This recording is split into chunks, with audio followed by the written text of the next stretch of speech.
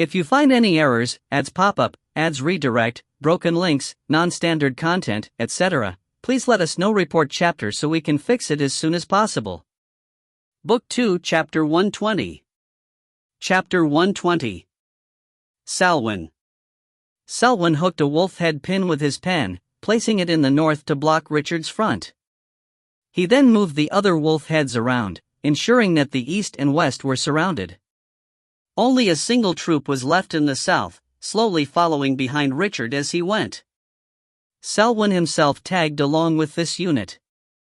The Iron Triangle Empire was to the north of the Bloodstained Lands, indicated by 3 humanoid skeletons.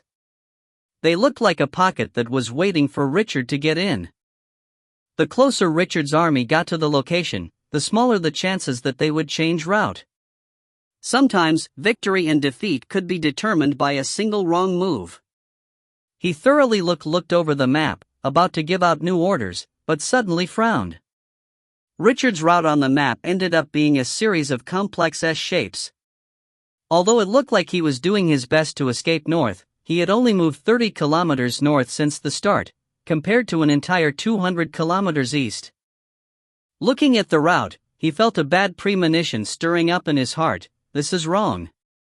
Is it that he doesn't want to go north and instead consume my resources through guerrilla warfare?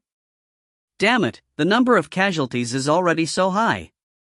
This mob isn't the same as the soldiers of the Empire. The death rate will cow them until they're scared of the slightest thing. We need to be fast. He took another look at the map, observing the terrain around Richard's current position. At that moment, the magical clock in his carriage rang out with a melodious alarm. His apprentices reminded him that it was time for lunch, so he stopped pondering and placed his pen down before he alighted from the carriage with them in tow. The caravan came to a halt, resuming quickly after he boarded another carriage. The dining table inside this new carriage was already covered with a thin, snow-white tablecloth that was made of flax. A sumptuous lunch had already been placed atop it, alongside pure silver cutlery. This carriage was actually a dining car. Also amongst the carriages was one meant specifically for his rest and meditation, alongside some others that transported supplies, as well as 2 carriages that accommodated the chefs and maids. Selwyn's lunch lasted a full 2 hours before he returned to his carriage. This wasn't normally a waste of time. He used the opportunity to think and receive visitors. However, when he returned, he found new reports that immediately made him frown. Richard, who was initially heading north, had suddenly turned east. He'd plowed through the troops there, leaving no traces behind. The battle had been short yet intense, with more than 150 of the 500-man troop guarding the direction dying before they were forced to withdraw. With the high death toll, there was no way of scouting Richard's next direction. Once the battle had come to an end, the reinforcements found only a few bodies that belonged to Richard's army, a majority of them being desert warriors. East. Was his true goal to return to the Sequoia Kingdom? Selwyn grew unsure. The earliest reports of Richard's position were towards the borders of the Sequoia Kingdom. Generally, he would want to prevent the foe from heading back to his homeland, but it was no secret that everyone in the Bloodstained Lands was more than meets the eye. It was obvious to him that Richard had wanted to go north at the start. Based on his intuition, he did not think this was a false trail. Furthermore, the results of the battle itself were incredible.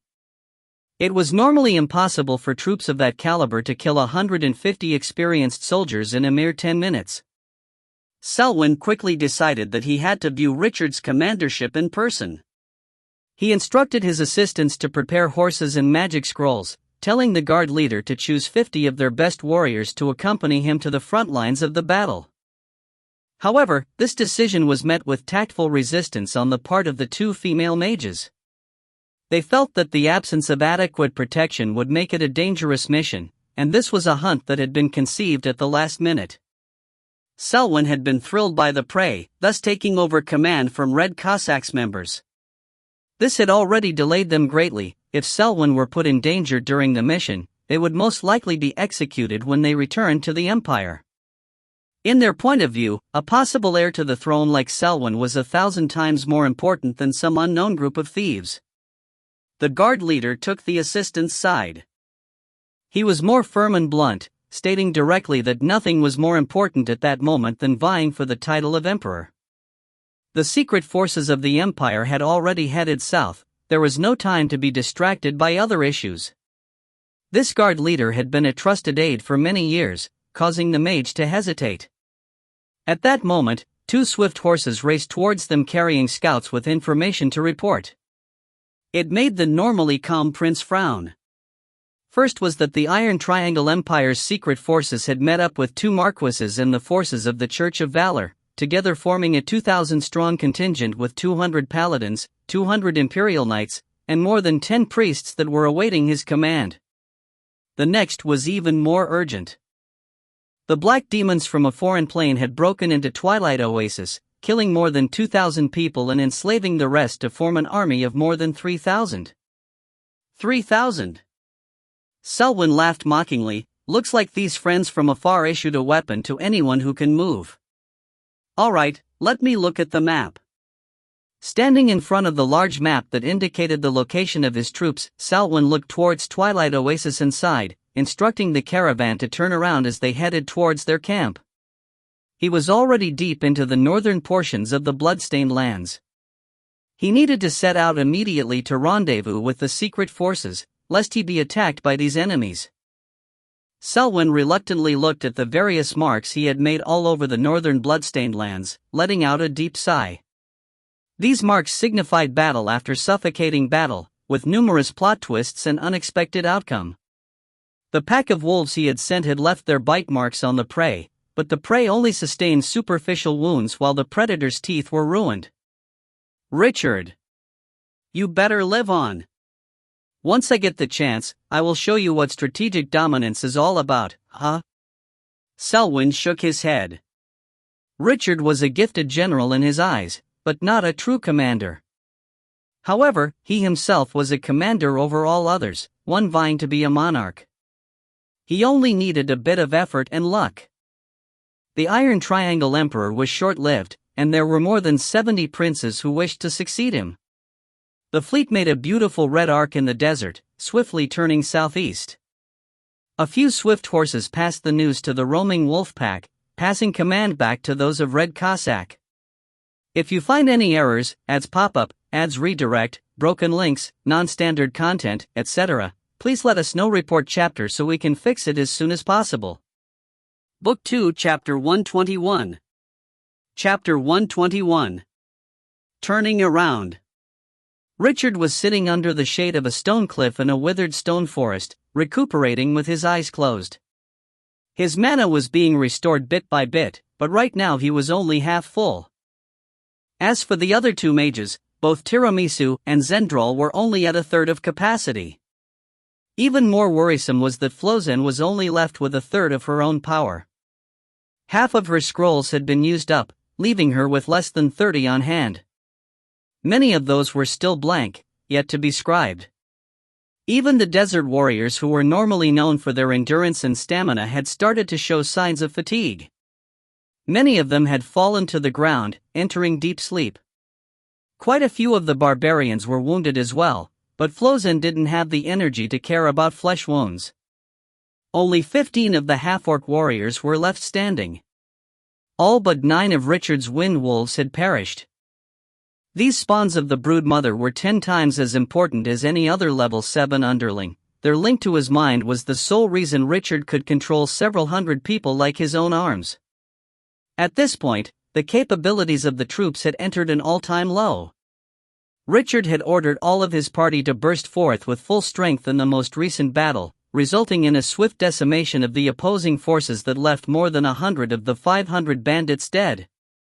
The opponents hadn't been able to mount a good defense, eventually dispersing in confusion. This was an outcome that Richard had chosen.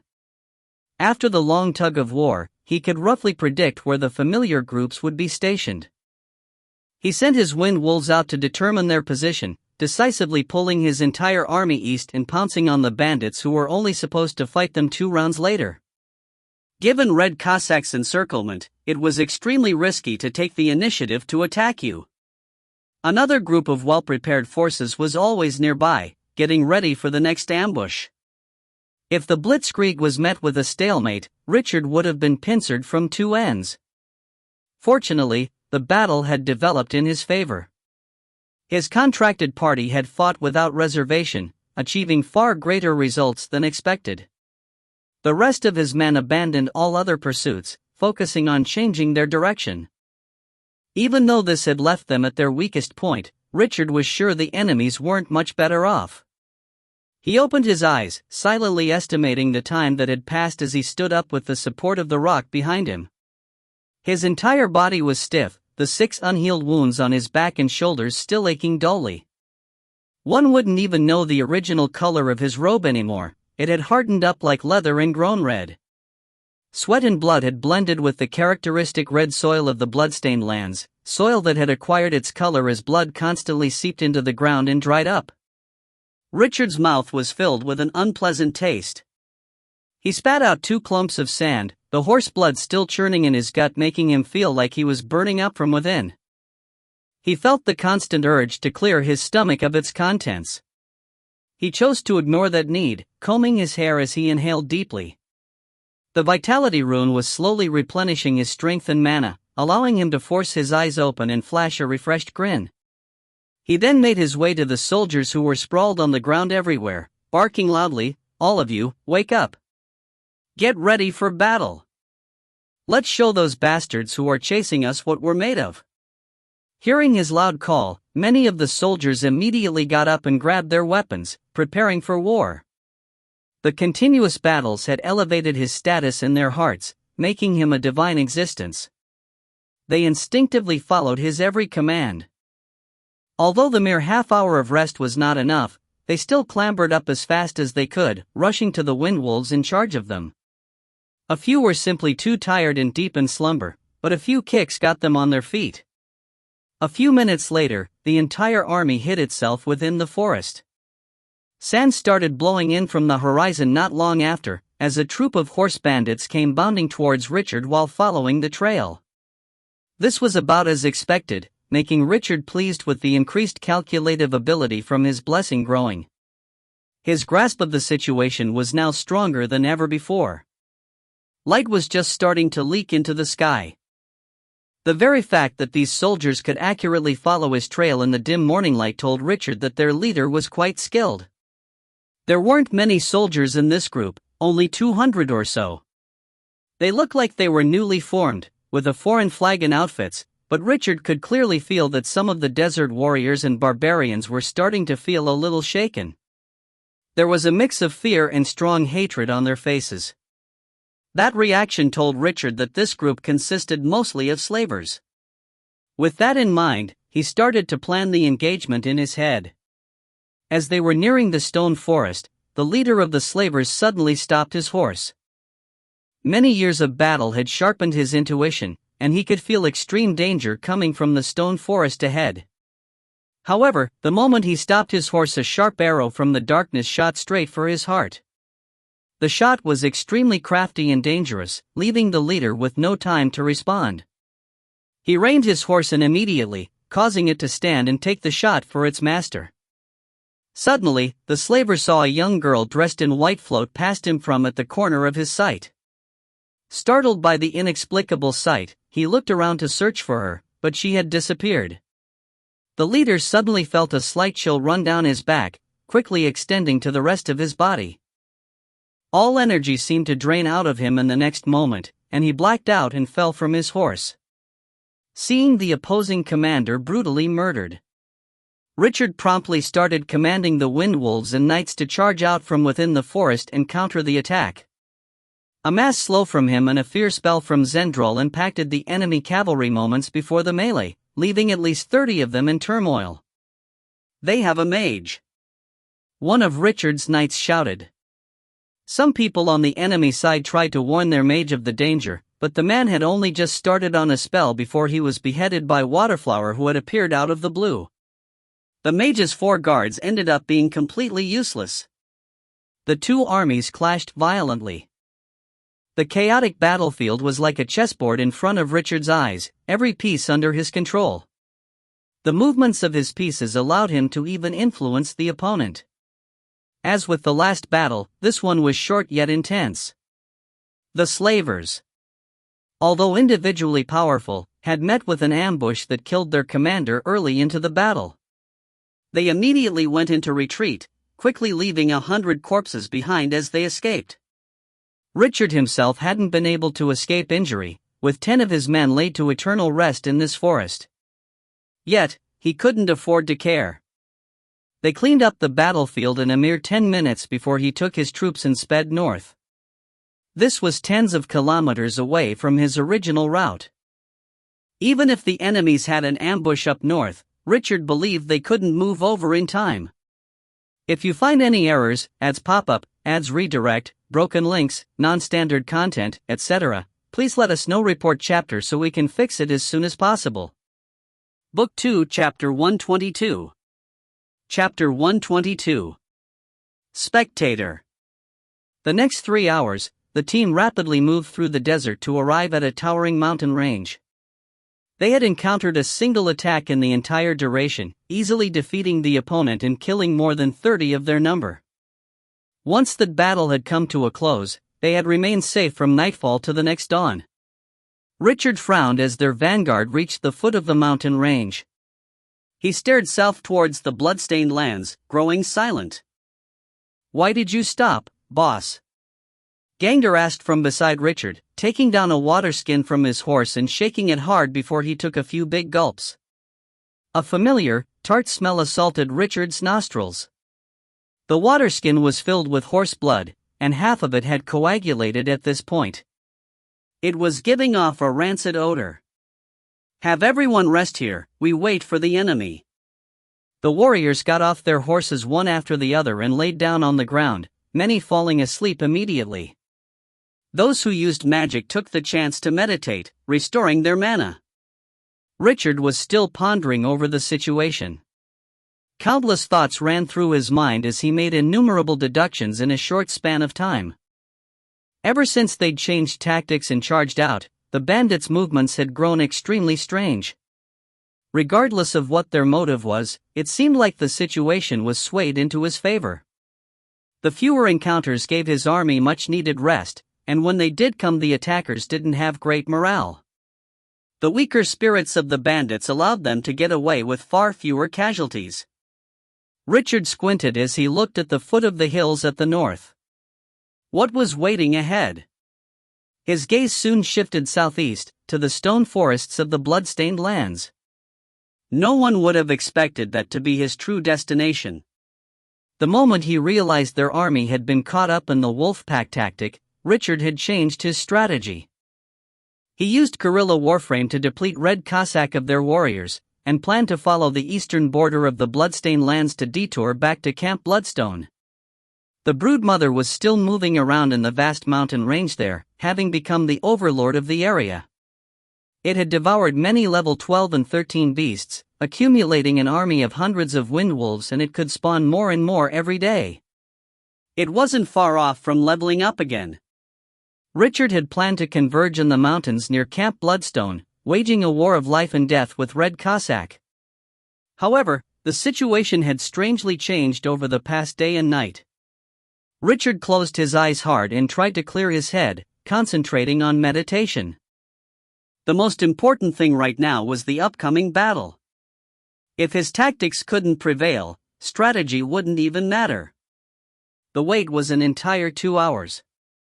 His warriors managed to get a good rest, even having time to roast and eat horse meat. They had recovered greatly by the time he saw the surge of dust on the horizon, a cavalry troop charging in the distance. However, their path was perpendicular to his.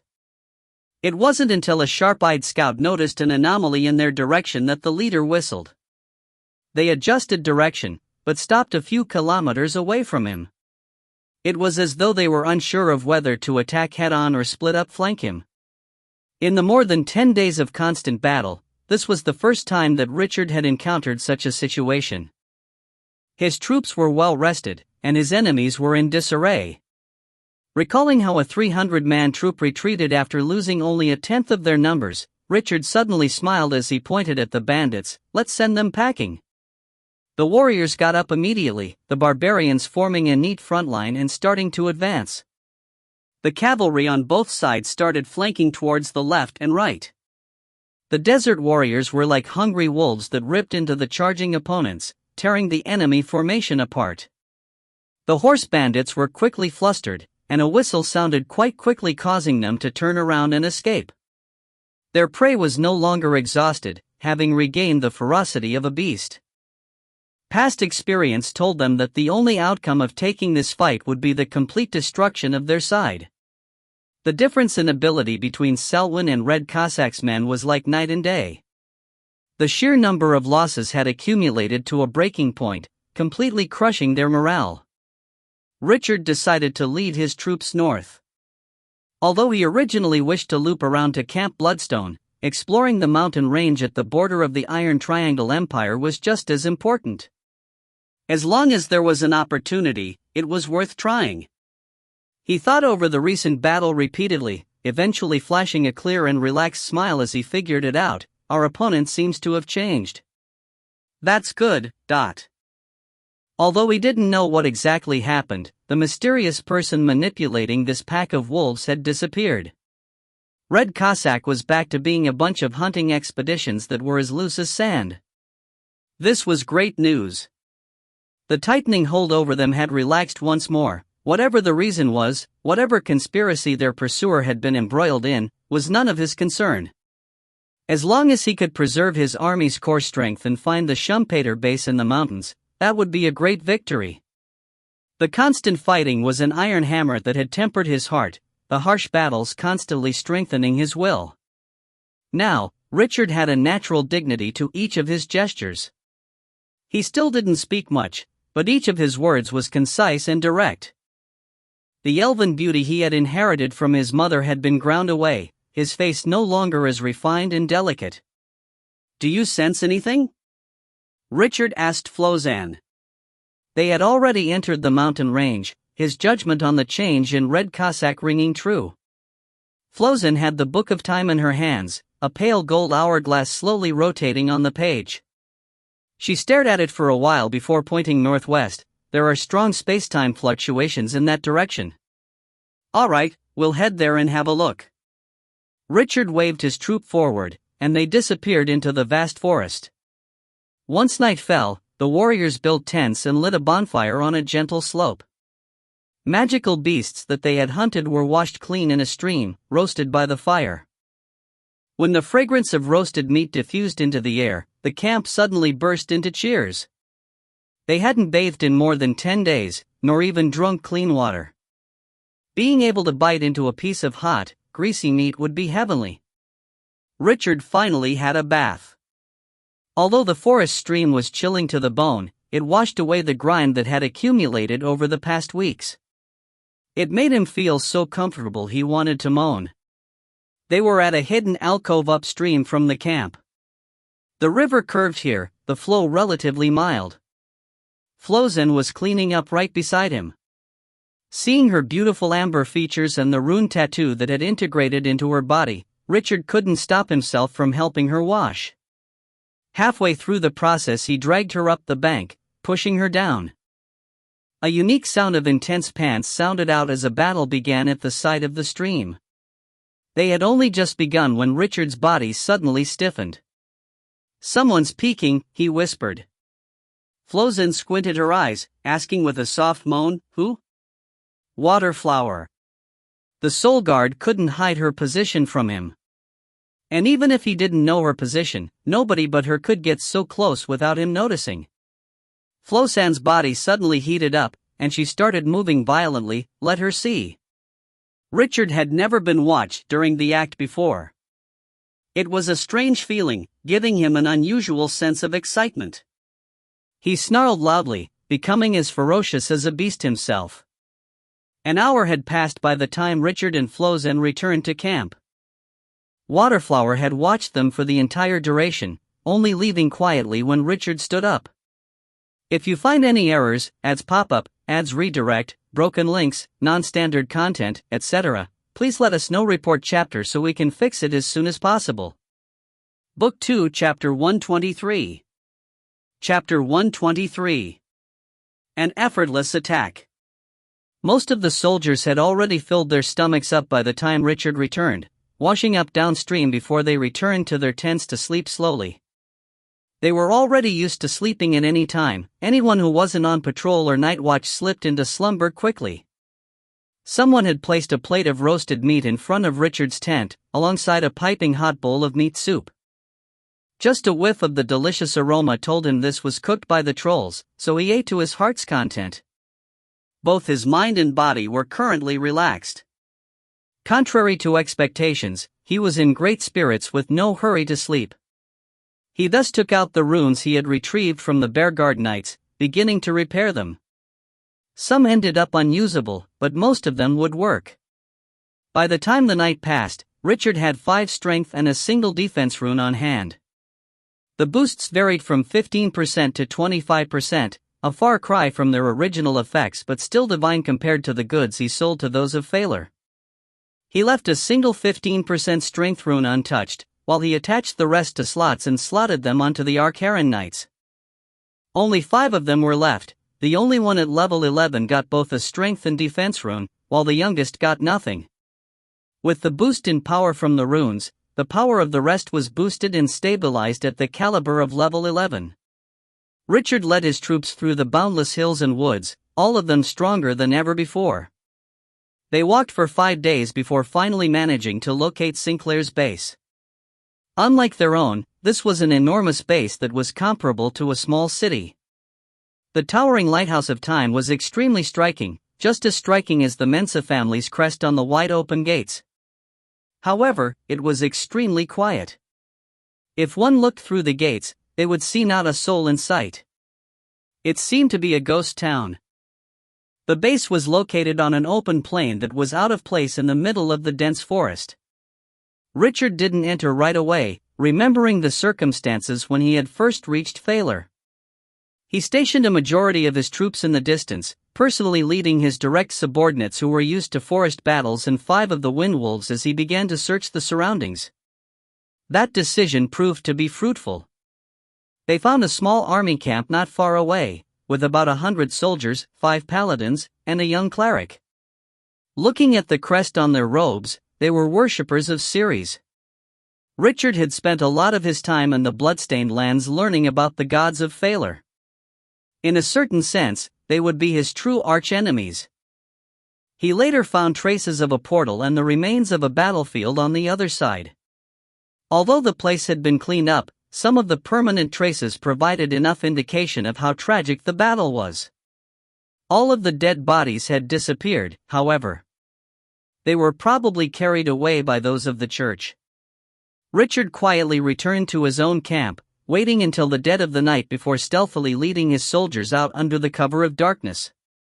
They surrounded the enemy camp, waiting until 2 past midnight before launching a surprise attack on the sleeping soldiers. After the extremely arduous battles in the Bloodstained Lands, this surprise attack was so effortless it was startling. The normal soldiers woke up to a sword in their face, their first reaction being to kneel down and surrender. The paladins showed their usual spirit, fighting with their fists even if they had climbed out of bed naked. However, an impeccable will would not reverse the situation in front of such brutal and vicious enemies. When Richard stepped into the tent that the young cleric occupied, the youth had just sat up on his bed. He was still half asleep, unable to figure out what was happening. The surprise attack ended in overwhelming victory. Not one of his men had suffered even minor injuries, while 10 of the opponents had died before the rest surrendered.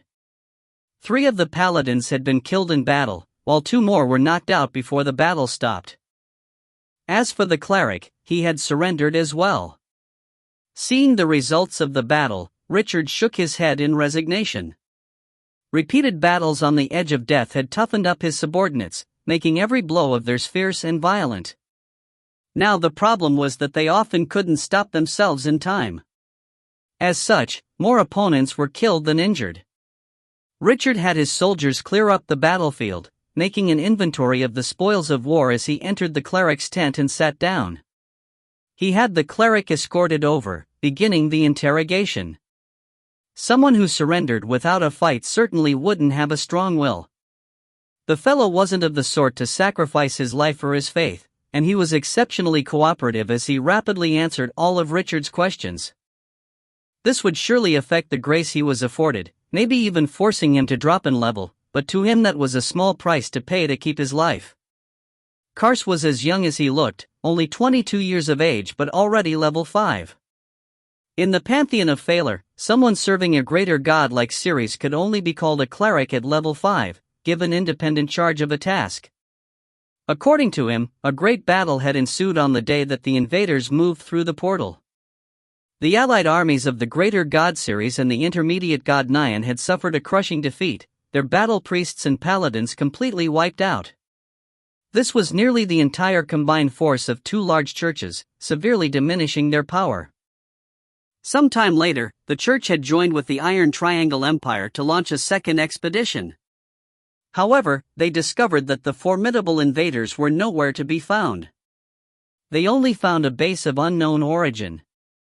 Many priests, mages, and paladins as well as the commander went to investigate, but they were abruptly met with mishaps as people suddenly lost parts of their bodies to sudden, rapid aging. Some even died immediately. Having paid a heavy price of nearly 30 lives, the army finally retreated from the base. It was only then that they realized the seemingly peaceful base was flooded with the chaotic energies of time. Any unassuming corner could be a death trap that no man could withstand. Even a saint-level powerhouse had been lost to it. The Pope had thus declared this entire base dysfunctional, making it a forbidden ground because of the effects of the chaotic spacetime. He just had a group of soldiers stationed beside the base. Guarding this BSE that was deep into the desolate mountains was unquestionably an arduous and unrewarding task, no different from being sent into exile. It was obvious that this handsome young man was in some sort of trouble if he was assigned to it. The reason he had set up a kilometer away from the base was that he was afraid of the chaotic energies leaking. A single trace of that energy could kill him, regardless of whether it was time energy or spatial energy. Once the young cleric was done saying all he could, Richard finally looked him in the eyes and stated indifferently, "My name is Richard. I'm a frontier knight of the Sequoia Kingdom." Sequoia Kingdom? Kars exclaimed, immediately aware of the crisis he was in. The country founded by a legendary hero had a chaotic relationship with religion. 3 churches existed within their borders, but more than half the population were atheists or worshipped their ancestors. Besides, none of the 3 gods they did worship was Ceres. Kars had been cooperative all this while because he could tell that the other party was an aristocrat who didn't slaughter him. He assumed they had just stumbled upon this deserted and cursed place, having high hopes of freeing himself by letting the man take him as prisoner and turn him in as redemption. He'd never thought the other party wasn't someone of his empire, so the matter quickly grew complicated. Richard thought for a moment before saying, "You should understand that I do not wish for anyone to know that I have showed up here, not to mention my attack towards Ceres' warriors. You have 2 options. Remain loyal to your god and sacrifice yourself, or change your faith and live on." "Change my faith? You're a follower of the vile god Jadash?" Kars exclaimed, his face looking extremely pale. "You have no need to know. You'll understand our god when you convert." Kars seemed extremely frightened, his throat bobbed up and down as he swallowed, before he asked in a strained voice, "Will my divine power be burned?" Richard nodded. "Becoming a fallen cleric is your only chance to survive." Kars closed his eyes, going through a short internal struggle before nodding his head. "If you find any errors, ads pop up, ads redirect, broken links, non-standard content, etc., please let us know. Report chapter so we can fix it as soon as possible." Book 2, Chapter 124. Chapter 124. Purification. Although the burning of Kars' divine power was painful, it was quite brief. A wisp of gold flew out of the Book of Time and entered the young cleric's forehead, brimming with the power of the divine that strengthened him until he hit level 6. A faint golden radiance rushed out of his body, lingering on his person. This result made Flozen shake her head, while Richard was taken a little aback as well. Marvin had managed to go from level 3 to level 6, but Kars, who was already level 5, couldn't do any better. However, the aforementioned cleric did not know that the two people in front of him were quite dissatisfied with his advancement. He was rather surprised, not expecting at all that he could still advance to level 6. This new god had to be quite formidable, at least on par with Ceres. However, there were only 3 greater gods on all of Phalar. If Kars had been diligent in his studies, he would have discovered instantly that this divine power belonged to no known god. However, that didn't matter, Flozen would inform him of it all the same. Hearing the title of the Dragon of Eternity and Light, the fellow was clearly dumbfounded.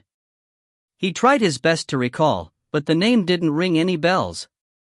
Flozen gave him a simple explanation that covered 2 basic points. Firstly, the Eternal Dragon was matchlessly formidable. As the name suggested, its powers transcended spacetime. Secondly, were Kars to betray the burning of his divine power would accelerate his aging. Every level would cost him 10 years of his life. This damped the newly fallen cleric's excitement, warping it into astonishment instead. However, at least he managed to stay alive. That was the only way the youth managed to console himself. He didn't really feel any conflict against this new religion that claimed to pursue mysticism. It was quite common for clerics to secretly propagate their god's doctrine, and this divine power he felt was real. The aura of this new god was vast and dignified. It definitely wasn't some evil spirit. What Kars cared more about was Richard's identity as an aristocrat of the Sequoia Kingdom. His own father was a baron from a historied family, but now his own status in that family was in shambles. The Sequoia Kingdom and Iron Triangle Empire weren't exactly at odds with each other, but they weren't steadfast allies either. Although there wasn't any war on a national level, armed conflicts were common at the borders. Besides, both countries were interested in the chaotic bloodstained lands. It was an open secret that powerful nobles on both ends had representatives there. Nevertheless, the fallen cleric was rather optimistic. Having come to terms with reality, he didn't feel too dejected. His future prospects in the Church of Ceres had come to an end anyway. Richard questioned him about that, and he admitted that he'd seduced an earl's mistress. Richard had nothing to say to that. His subordinates came from all sorts of backgrounds, being a mix of slaves, murderers, and heretics. As he walked out of the tent with Flozen, he looked at the captive soldiers and realized that they were a thorny problem. How should we deal with these people? He asked her. She thought over it for a moment before answering. Let Kars handle it, he should know what to do. Richard nodded, calling the fallen cleric out. Kars. The youth immediately ran over to his side, asking if there were any orders. Richard pointed to the captive soldiers. Think of a way to deal with them. You're not allowed to kill them all. You can't let them divulge my secrets either. Kars looked reluctant, but he nodded his head and took the task upon himself. As such, Richard left some soldiers in the camp as he brought his party back to the Mensa base. Flozen walked into the base, reaching out to gently touch the gate. A wisp of golden light flew out, drifting in the air without any pattern. This stream of light was extremely beautiful, occasionally refracting at certain angles to form a rainbow of color. However, Richard understood this was the power of time, an extremely dangerous thing that not even a grand mage or saint-level powerhouse would willingly approach. Flozen lifted the Book of Time in the air, bringing it close to this light. The stream brightened for a moment, before dissolving into a puff of golden sand that sprinkled onto the book. They then seeped in like raindrops being absorbed by soil, the book itself growing a little brighter in the process. Flozen absorbed 3 scattered belts of time energy in a row, before proceeding to walk in. Every graceful step she took revealed one or more of these streams in the lifeless town, before dissolving them into golden grains. The entire base was lit up in a strange yet beautiful light.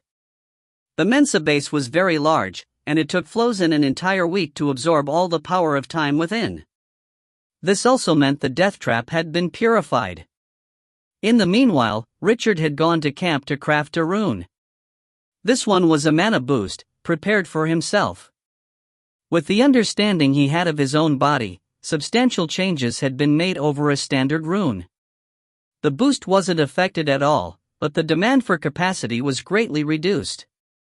The final product was an exquisite rune slot that was only the size of a palm. When done, he took off his clothes and activated the rune by transferring some mana into the slot. He then placed the slot in front of his chest, smoke rising from his skin the moment it came into contact as a thin layer was quickly burned away. The rune then fused into his skin, merging at a speed visible to the naked eye. The entire process was extremely agonizing. The skin the rune was attaching itself to experienced scorching pain, as though a red-hot iron had been placed upon it. By the time it finally finished fusing, he had to let out a deep breath as he wiped the cold sweat off his forehead. A few gentle knocks sounded from the door at that moment, as Flozen pushed the door open and walked in. Her gaze landed on the fresh hide on Richard's chest, and she stared at it blankly for a while before asking, "New rune?" Richard nodded. "Mana boost, same as yours. This will be equivalent to another powerful spell in battle." The cleric smiled gently. "I like that we're using the same rune. Also, guess what I found?" She opened the Book of Time as she spoke, retrieving a torn page. The page stretched out the moment it left the book, growing to twice its initial size. If you find any errors, ads pop up, ads redirect, broken links, non-standard content, etc., please let us know. Report chapter so we can fix it as soon as possible. Book 2, Chapter 125. Chapter 125. Upgrade. "So, it isn't just one more spell at the highest rank," Flozen said with a smile, passing the page of the Book of Holding to Richard. Richard couldn't contain his joy as he took the page from her hands. He hadn't expected to be able to see another page of the Book of Holding so quickly. The one sheet he got from the Church of Valor was already one of the most powerful magic items he had, and with two on hand now he could verify the information about its extraordinary powers. If the Book of Holding really would develop new powers after the two pages were combined, then it would be a priceless artifact. "Where did you get this?" he asked doubtfully. "I found it within one of the cracks in spacetime. It might have been floating around aimlessly and met the base when it was being shifted, being swept into this plane." All of this was said calmly, but Richard was well aware that nobody but her could have retrieved the loose page even if they knew where it was. A crack in spacetime was one of the most dangerous things in existence. "We must be really lucky," Richard exclaimed. Flozen laughed in response. "I'm a cleric, and you're blessed by the eternal dragon. There's no way we'll have bad luck. That's a part of one's ability." Richard spread the loose page on the table, placing it next to the one he already owned. Before he could examine how to piece them together in detail, the two loose pages that were close to each other started glowing with mysterious light. They were pulled towards each other on their own, the light growing brighter as they approached. When they finally made contact, a blinding glare flashed out and forced Richard to close his eyes. By the time he opened his eyes once again, the two loose pages had already combined to form a thin book. On the cover was a half-missing picture, with vague spiral patterns that couldn't be deciphered. Two thick pages could be seen within, slightly yellow like aging parchment. The pages were pliable but tough. Caressing the pages, he started to slowly gather mana to cast a normal detection spell. The usage and new abilities of the Book of Holding quickly appeared in his mind. With the two loose pages combining, there was an extra spell slot and every spell could be up to grade 6.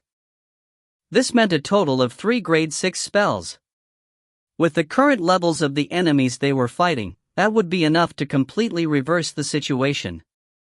This was like the addition of half the power of a level 14 Great Mage. The Mensa base still had large amounts of supplies. They were undoubtedly very valuable, but Richard couldn't use them. Just like the Arcaran base, this one was right under the nose of a church and a regional ruler. The Church of Ceres would soon discover that their garrison there wasn't making the daily reports, and would examine the region. Richard didn't have dozens of Bearguard knights under him. Although his army had grown stronger over time, it would be too much of a stretch to fight a group of battle priests.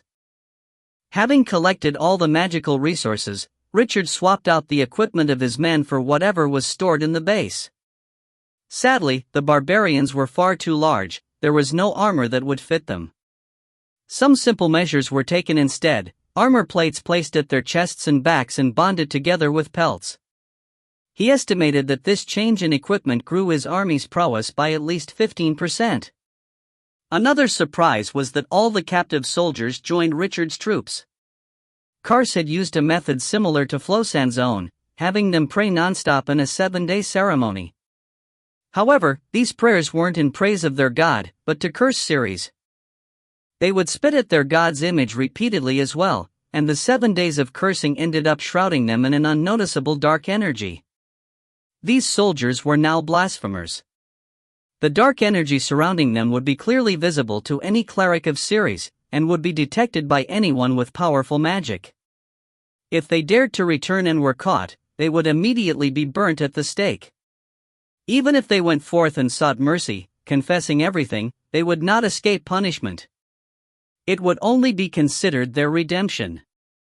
As a greater deity, Ceres would not tolerate even the slightest of blasphemy. Repentance alone would never redeem them of their sins. Richard could only shake his head at this contribution. The order had been his, and the fallen cleric had completed his mission perfectly. With the exception of the 2 paladins, everyone had been tied onto his chariot. The paladins themselves had much stronger faith, they resisted the moment they stirred, ready to perish alongside the heretics. Richard was left with no choice but to have them killed. Once they packed everything they could take, Richard led his troops away from the Mensa base and back towards the Sequoia Kingdom. It was time to finish his deal with the dire Wolf Duke. In the meanwhile, Richard was also prepared to look for an opportunity to draw the Bearguard Knights out to the open in the blood-stained lands. The Schumpeter troops were extraordinarily special, with no chance of integrating or masking themselves into the hierarchy of the plane. Thus, the endless battles in the bloodstained lands would undoubtedly weaken them significantly. Now, with his identity as a frontier knight, Richard didn't mind using the influences of his plane to get rid of his enemies. He was well aware of how valuable the Bearguard Knights were, everyone he killed was an additional blow to the Schumpeters. Richard wasn't afraid that they would not head south, his own presence there eventually would be too tempting for them not to take the bait. Deep in his heart, Richard felt like there was no meaning to this war with the Schumpeters. However, he had no choice but to fight back. It was as if there was no end to those who wanted to kill him ever since he returned home. Even when on a foreign plane, there were people from Norland sent to take his life. Although he felt helpless about this, a ball of fury silently burned in his heart. The troops silently marched along the eastern border of the bloodstained lands, heading south towards their destination. Along the way, Flosan completely absorbed the power of time from the base and became a level 10 cleric. Even though that only allowed her to cast more grade 5 spells, the powers of her title had advanced.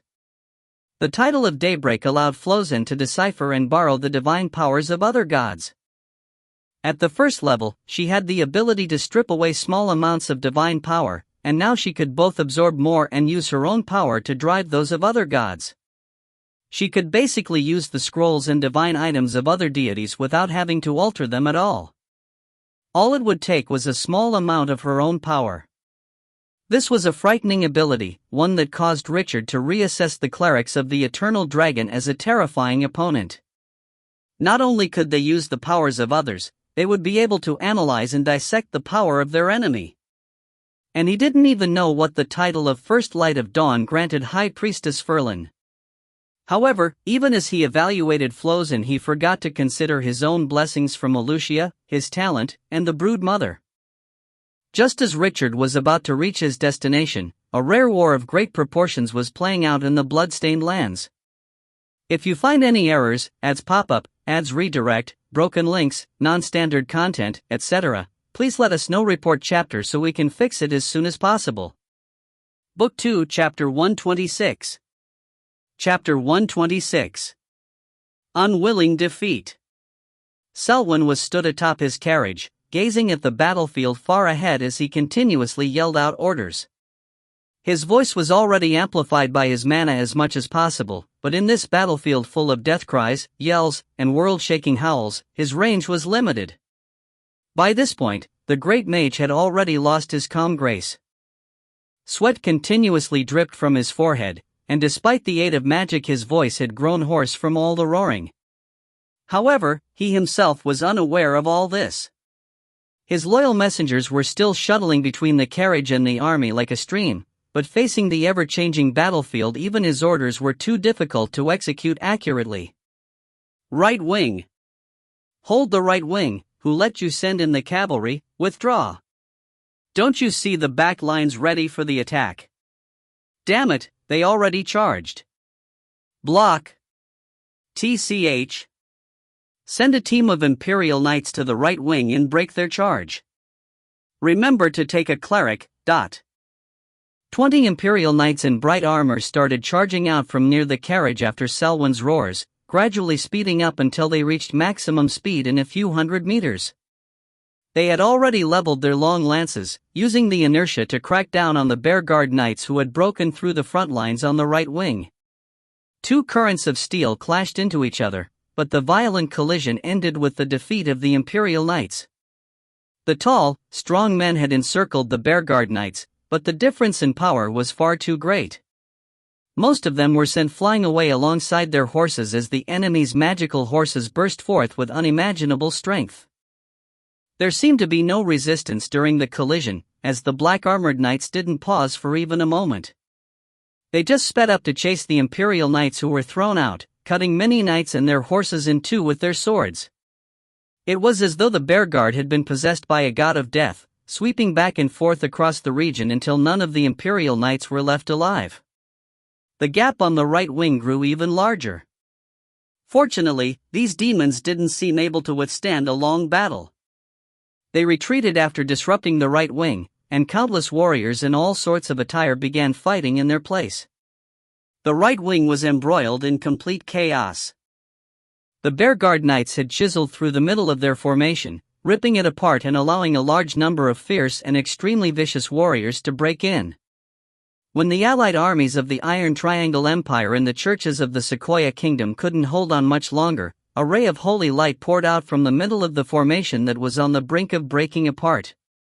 It was like the warriors within had drunk potions, their spirit boosted as their strength, reflexes, and endurance were greatly enhanced. They immediately brought disastrous casualties to the enemy, even pulling two Bear Guard Knights off their magical mounts. Not far away, Sinclair squinted her eyes from atop her manticore's back, licking her lips lightly as she murmured, "The stench of magic again. I hate priests." She had neither joined the attack nor commanded the army this entire time. It seemed like she was a little girl who was out of her mind, standing blankly in position and repeatedly talking to herself. However, once she was done murmuring, her silhouette suddenly disappeared. She maintained her posture from before disappearing when she returned, her expression still one of naive and innocent confusion, but she was right behind the only high-ranking priest on the battlefield. She had moved hundreds of meters away from her original position, and now she looked around and screeched like a lost little girl as she fled to his side. The small troop of paladins protecting the priest did not manage to respond in time. A petite, beautiful doll of a girl who was almost naked was screaming as she ran towards them, and nobody even thought of stopping her. It looked like she didn't do anything, but the priest's magic was suddenly cut off. Soon after, the blessings he'd cast on the soldiers disappeared one by one. The priest was stunned, looking down at his chest only to see an unknown large hole in the luxurious and expensive robes he wore. The hole revealed a terrifying cavity in his exposed chest, with nothing inside. Isn't that where the heart is supposed to be? With this last doubt, the priest lost all light in his eyes before rapidly collapsing onto his back. As for the little girl, a heart had unknowingly appeared in her hand. However, this heart was not the priest's. That one was already in her stomach. She sniffed this one and threw it aside, before another heart miraculously appeared in her little hands once more. The warm heart was still beating tenaciously, unaware that it had left its owner. Just like that, Sinclair's silhouette appeared and disappeared in this battlefield where thousands of people were killing each other. Her appearance was tender and delicate, completely at odds with the brutal fighting around her. She was just like a willful little girl that was picking fruits from the trees along the way, taking a bite from the delicious ones and throwing away those that were not. It was just that any other little girl would probably be picking real fruits. She was picking her enemies' hearts. The soldiers she walked past suddenly paused in their movements, falling off their horses without a sign. Only then would one see fresh blood rapidly pooling below their bodies. Sinclair passed through the battlefield, returning to her front lines before she conveniently shoved the heart in her hand into the manticore's mouth before jumping on its head. She looked at the battlefield and let out a sharp whistle, pointing ahead to 10 Bearguard knights. The manticore immediately leapt forward. They quickly crossed towards enemy ranks. Just ahead of the Bearguard knights' charge, the paladins fell off their horses one after the other. The chaos in the right wing was slowly starting to bleed into the left. Damn it, we can't guard that any longer. Selwyn smashed down on the guardrail of his carriage roof, turning his head abruptly as he shouted, "A squad of Imperial Knights, Paladins, 100 infantry, and a priest."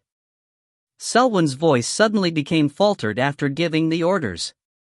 The neat square formation of the reserve troops behind him was now staggered apart. The soldiers corresponding to the orders stepped out immediately and charged into the battlefield to reinforce the defensive line, but that left only a few hundred soldiers behind. Of that, only 20 of them were knights. All the mages and priests were already on the battlefield. The only ones capable of magic who weren't deployed apart from Selwyn himself were a level 15 great mage and a level 16 priest. The two were considered the cream of the crop in the Sequoia Kingdom, their status no lower than his own. They were truly distinguished figures that could not be placed in danger. Demon. She's a real demon. We need to annihilate her, regardless of the price. The priest's grisly beard was trembling, his old wrinkle-filled face distorted with rage. Words were not enough to express his anger, as he smashed his jade-embedded gold scepter into the roof of the carriage. My carriage! Selwyn snarled inside his mind, but he didn't speak it out loud. Since you hate demons so much, then go kill her already. However, he knew quite clearly that this priest in front of him wouldn't dare go out onto the battlefield after seeing Sinclair take out his companion so easily. The most he could do was bless the reserve troops who were prepared to move out. Nyan's influence in the Sequoia Kingdom was limited, with only 3 level 16 priests in total. One of them would be a cardinal in the future, and now that one of them had died unexpectedly in battle, the possibility for the remaining ones to advance had increased from a third to a half. This was a huge increase, but if he died in battle as well, the one priest who hadn't come here would be guaranteed that spot. The mathematics was simple, but human minds weren't. Even while working for the honor of their god, worshippers were allowed to retain some amount of selfishness. If you find any errors, ads pop up, ads redirect, broken links, non-standard content, etc., please let us know. Report chapter so we can fix it as soon as possible. Book 2, Chapter 127. Chapter 127. Unwilling Defeat, 2. That girl is really only 15? Selwyn asked the great mage next to him with a grave expression. My magic doesn't lie, she is level 15 at most. The great mage answered with an equally serious tone. This great mage was still young, almost the same age as Selwyn himself. He seemed destined to become a powerhouse in the future. As such, Selwyn had great respect for him, also being certain that he wouldn't go on the battlefield unless he gained full control of the situation. Such a young character with a promising future likely wouldn't risk placing himself in danger. Before the battle even began, the mage had cast various buffs on the army, fulfilling his purpose in accompanying the troops. He had nothing left to do. In his entire life, Selwyn had never lost absolute control of a battle. Single battles aside, even long campaigns were under his thumb from start to finish. Everything went exactly as he planned, and even if there were small hiccups along the way, he had a habit of maintaining strong reserves to deal with them. His reputation as a war artist wasn't something he had engineered himself. It had come naturally through his various military victories, both large and small. The only reason Rislant outranked him in the Iron Triangle Empire was due to a difference in age and experience. At least, that was the way Selwyn and his subordinates saw it. It was only because of this reputation that Selwyn was selected as the commander of the alliance.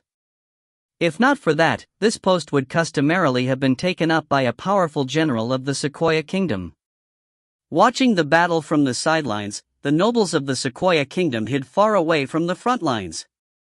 The high-ranking officers were secretly happy that command had not gone to them. Selwyn was the only one who could sustain such a difficult battle.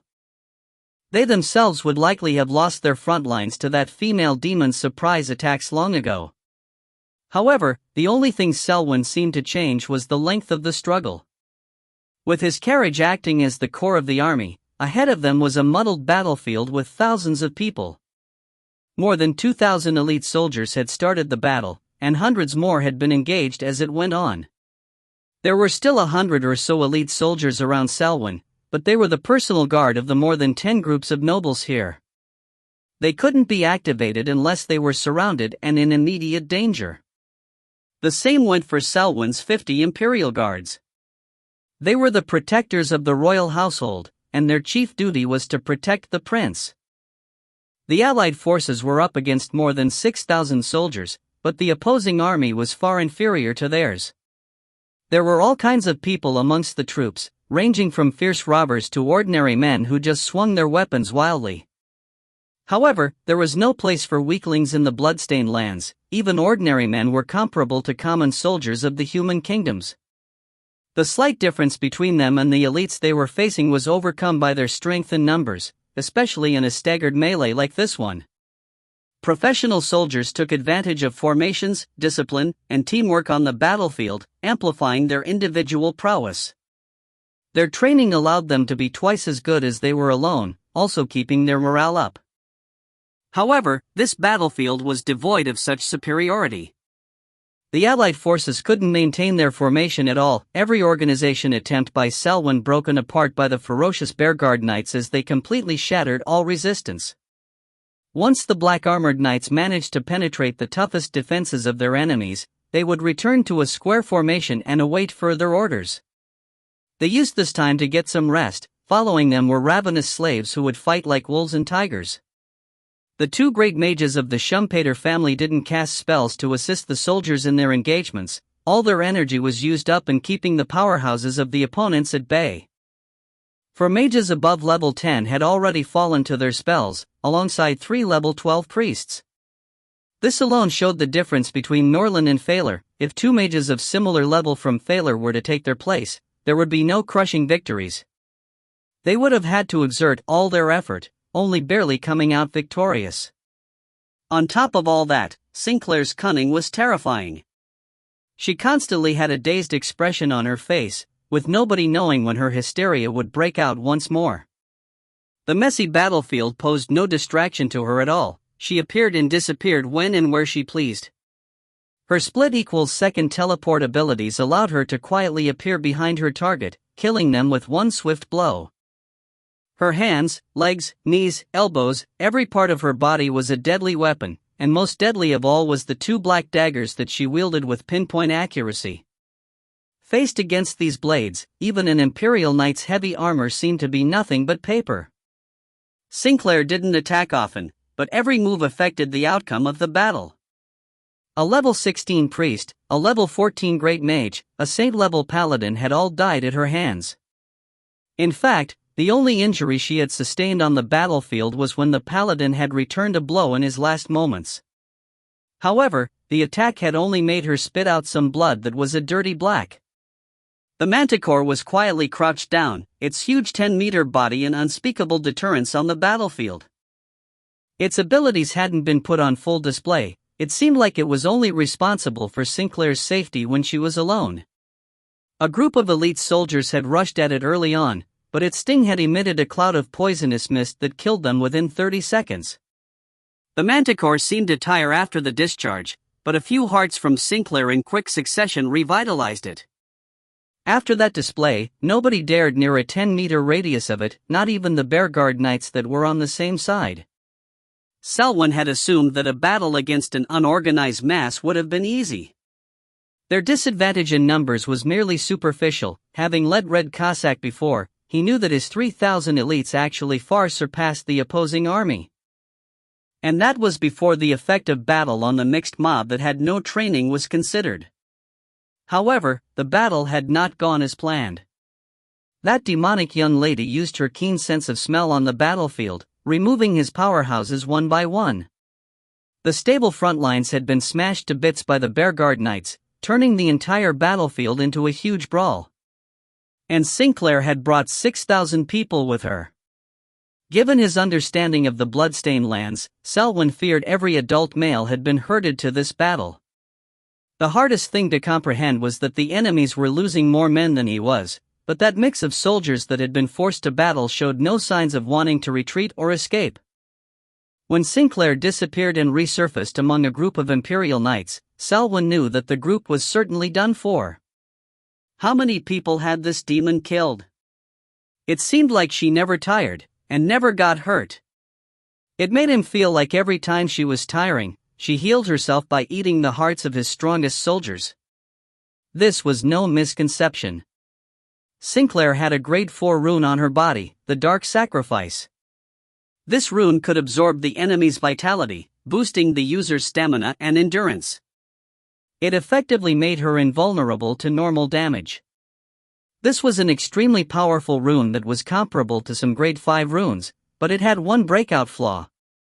Its power irked the Eternal Dragon, making it difficult for anyone using it to be granted an extension of their life. This meant that they had 100 years fewer than others on their path to power. Looking at Sinclair inflict wanton destruction on another group of paladins, Selwyn grabbed the great mage standing next to him with one swoop.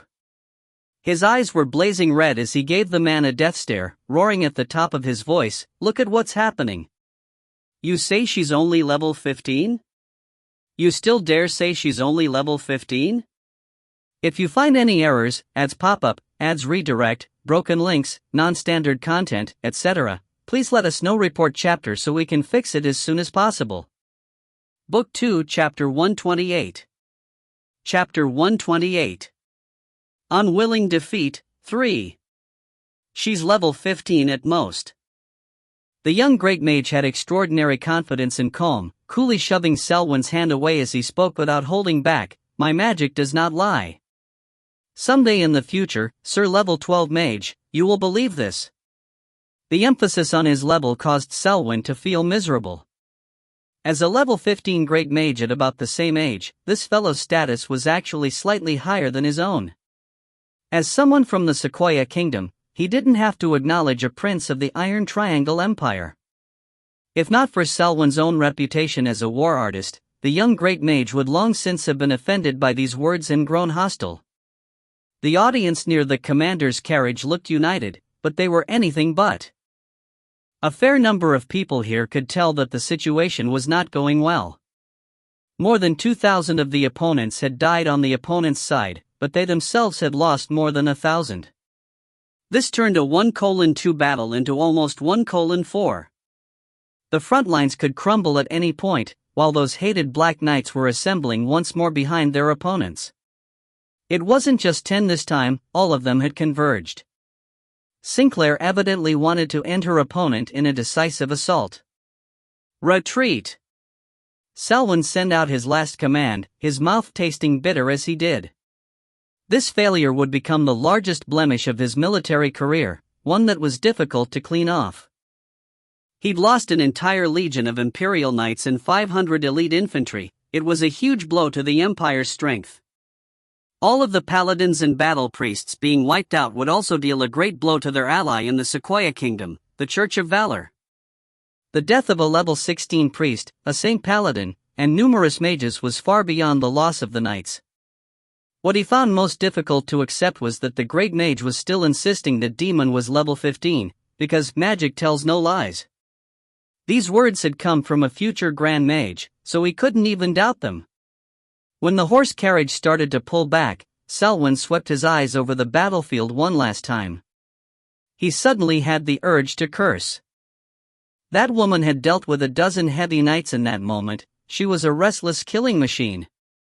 She'd even taken out the powerful priest and sacred knight before this. If this was the battle power of someone who was merely level 15, he would gouge his own eyes out.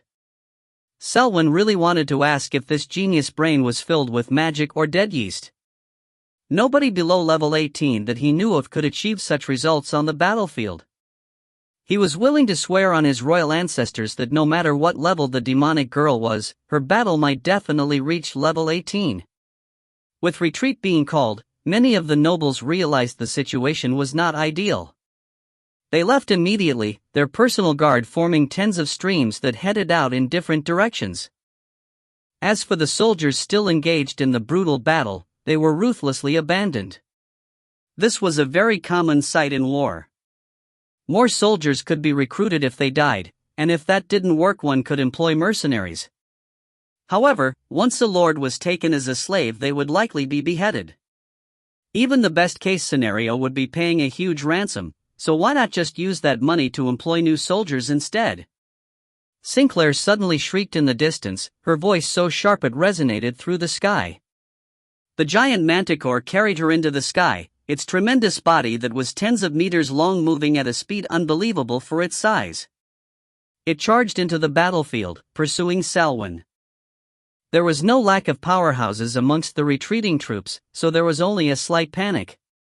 Selwyn and the level 15 mage launched disjunction spells at the same time, two balls of dark green locking onto Sinclair and flying towers her like bolts of lightning. However, the girl merely jumped and teleported over to the defensive line that blocked her way to the carriage, beginning a massacre. This time, her figure no longer flickered in and out of existence, instead becoming a black tornado that tore through the formation in a storm of blades that took 4 or 5 lives every time it spun. However, the two balls of light changed direction in mid-air, still aimed at her. She raised her arms and grabbed two of the guards, tossing them towards the spells. One immediately turned green all over, crumbling apart in the blink of an eye. The other was noticeably sturdier and with better reflexes. His energy poured forth to protect him, wearing the disjunction spell away. The green light that could take lives grew much milder, eventually fading away, but the soldier was seriously injured as well. He spat out blood and lost his consciousness. The two disjunction spells had affected Sinclair as well, causing a pale green to rise on her face, but she continued charging nevertheless. The priest atop the roof of the carriage ended up activating an intricate and elaborate divine scroll. An enraged roar rang out as Nyan's symbol appeared in the air, divine power surging around the giant symbol and forming a great destructive force. The priest guided this power, pushing it towards Sinclair. This was a grade 7 spell, Word of God. It was normally used to affect an entire area, but the priest guided all of the damage towards Sinclair. She actually spat out a mouthful of black blood and fell backwards, crashing towards the ground. The manticore roared out, tearing a few warriors who wanted to take advantage of the situation apart. It protected her well until the girl managed to groan and grab its fur, climbing onto its back. She stared coldly at the priest atop the carriage, but didn't continue her attacks. The priest seemed terrified under her steely gaze. It was all he could do to stay upright and not move, but even so the hand on his scepter trembled slightly. Selwyn took a look around, seeing nearly 1,000 elites escorting their masters as they fled in a hurry. He couldn't help but want to curse once more. Were these soldiers under his command, and if the two on the carriage could have attacked earlier instead of just standing there and criticizing the situation, saying things like "magic does not lie," then the results of the battle might have been far different. It was a pity that there was no place for ifs in the world. The rest of the soldiers were still fighting to the death. Although they were already abandoned, their faith and honor still compelled them to battle until the end. They knew this girl was a representative of demons, killing her slaves as she wished. Even if they became her slaves, they would meet the same pitiful end. Besides, they were not the refugees of the bloodstained lands who had no future, they were soldiers with families and homes. Between a pathetic life and a glorious death, they chose the latter. The valiant soldiers held the enemies back, allowing their lords the time to leave. However, they would not be remembered by anyone except their families. Sinclair was stood quietly atop the head of the manticore. Just a moment ago she seemed as frail as a broken doll, but now she seemed to be much better as her aura strengthened without end. Selwyn had gotten one thing right. Although Sinclair was merely a level 15 assassin, she was also a grade 3 rune knight with a grade 4 rune like Dark Sacrifice that allowed her to be far stronger than others. A total of 3 grade 3 runes in addition to that made her comparable to a Saint of Norland.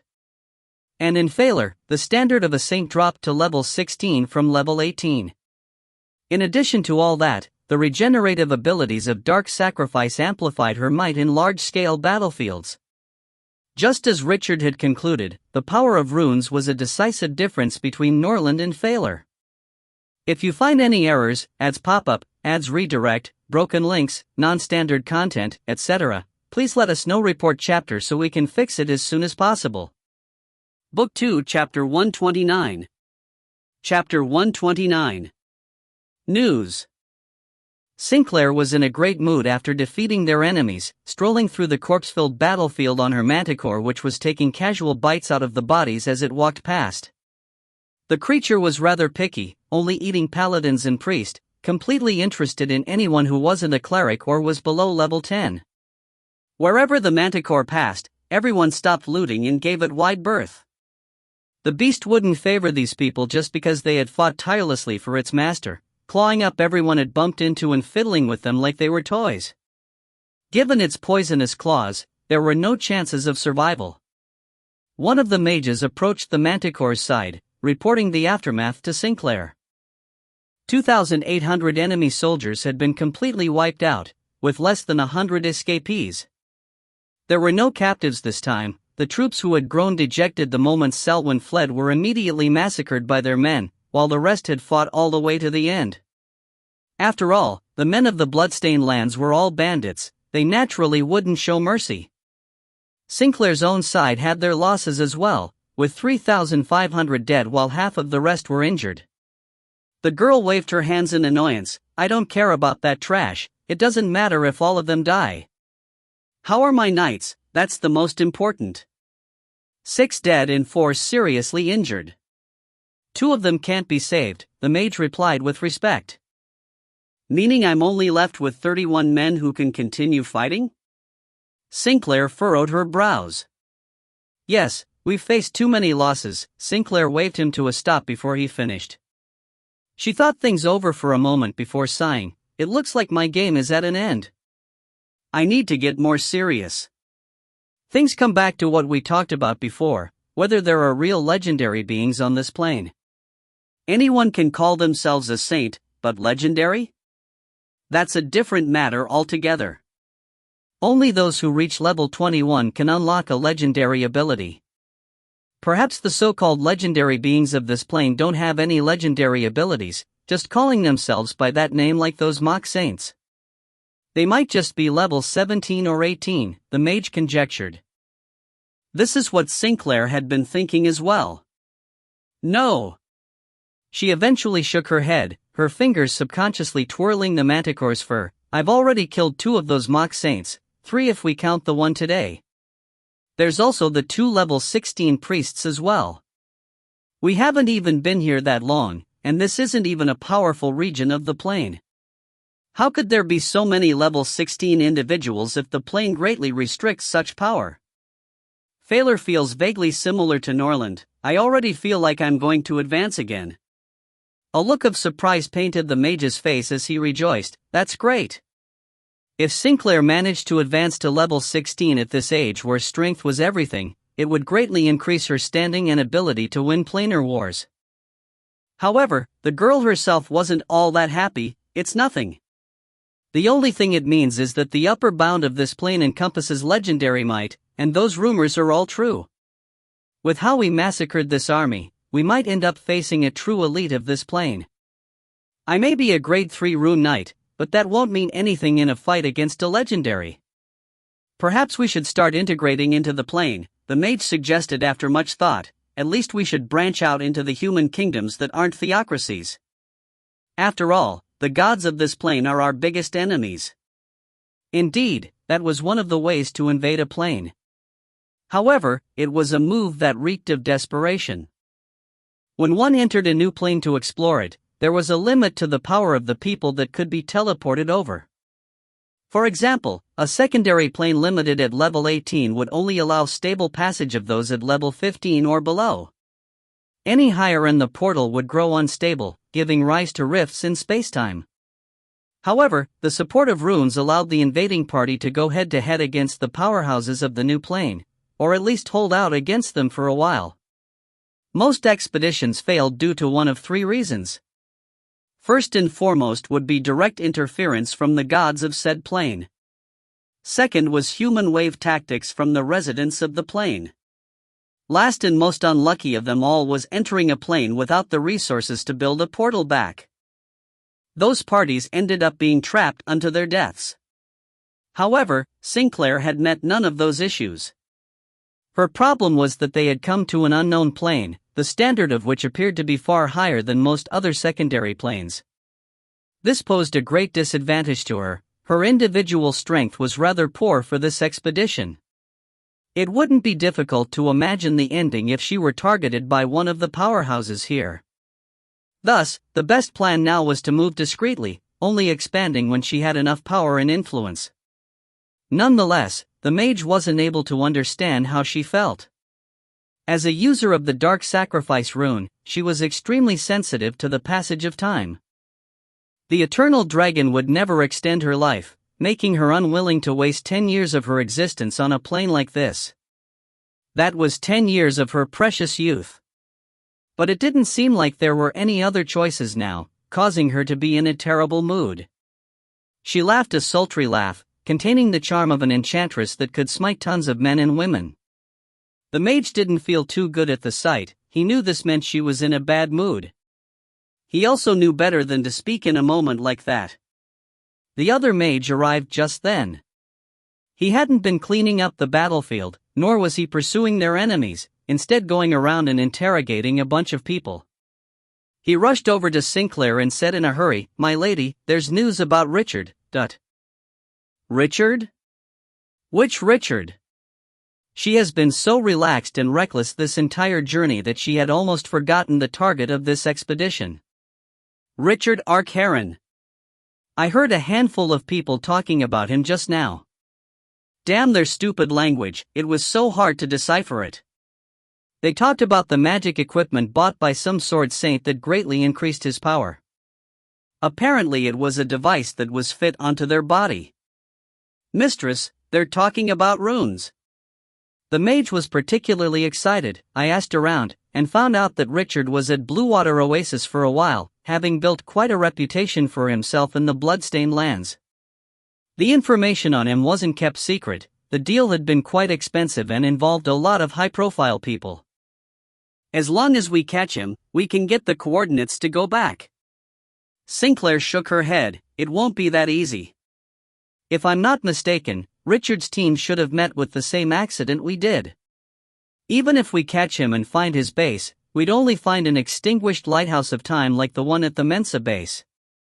The second mage was shocked at Sinclair's words, speaking hesitantly. So what do we? A rune master will still be valuable to us, even if his lighthouse has been extinguished. We find him, catch him, and kill everyone around.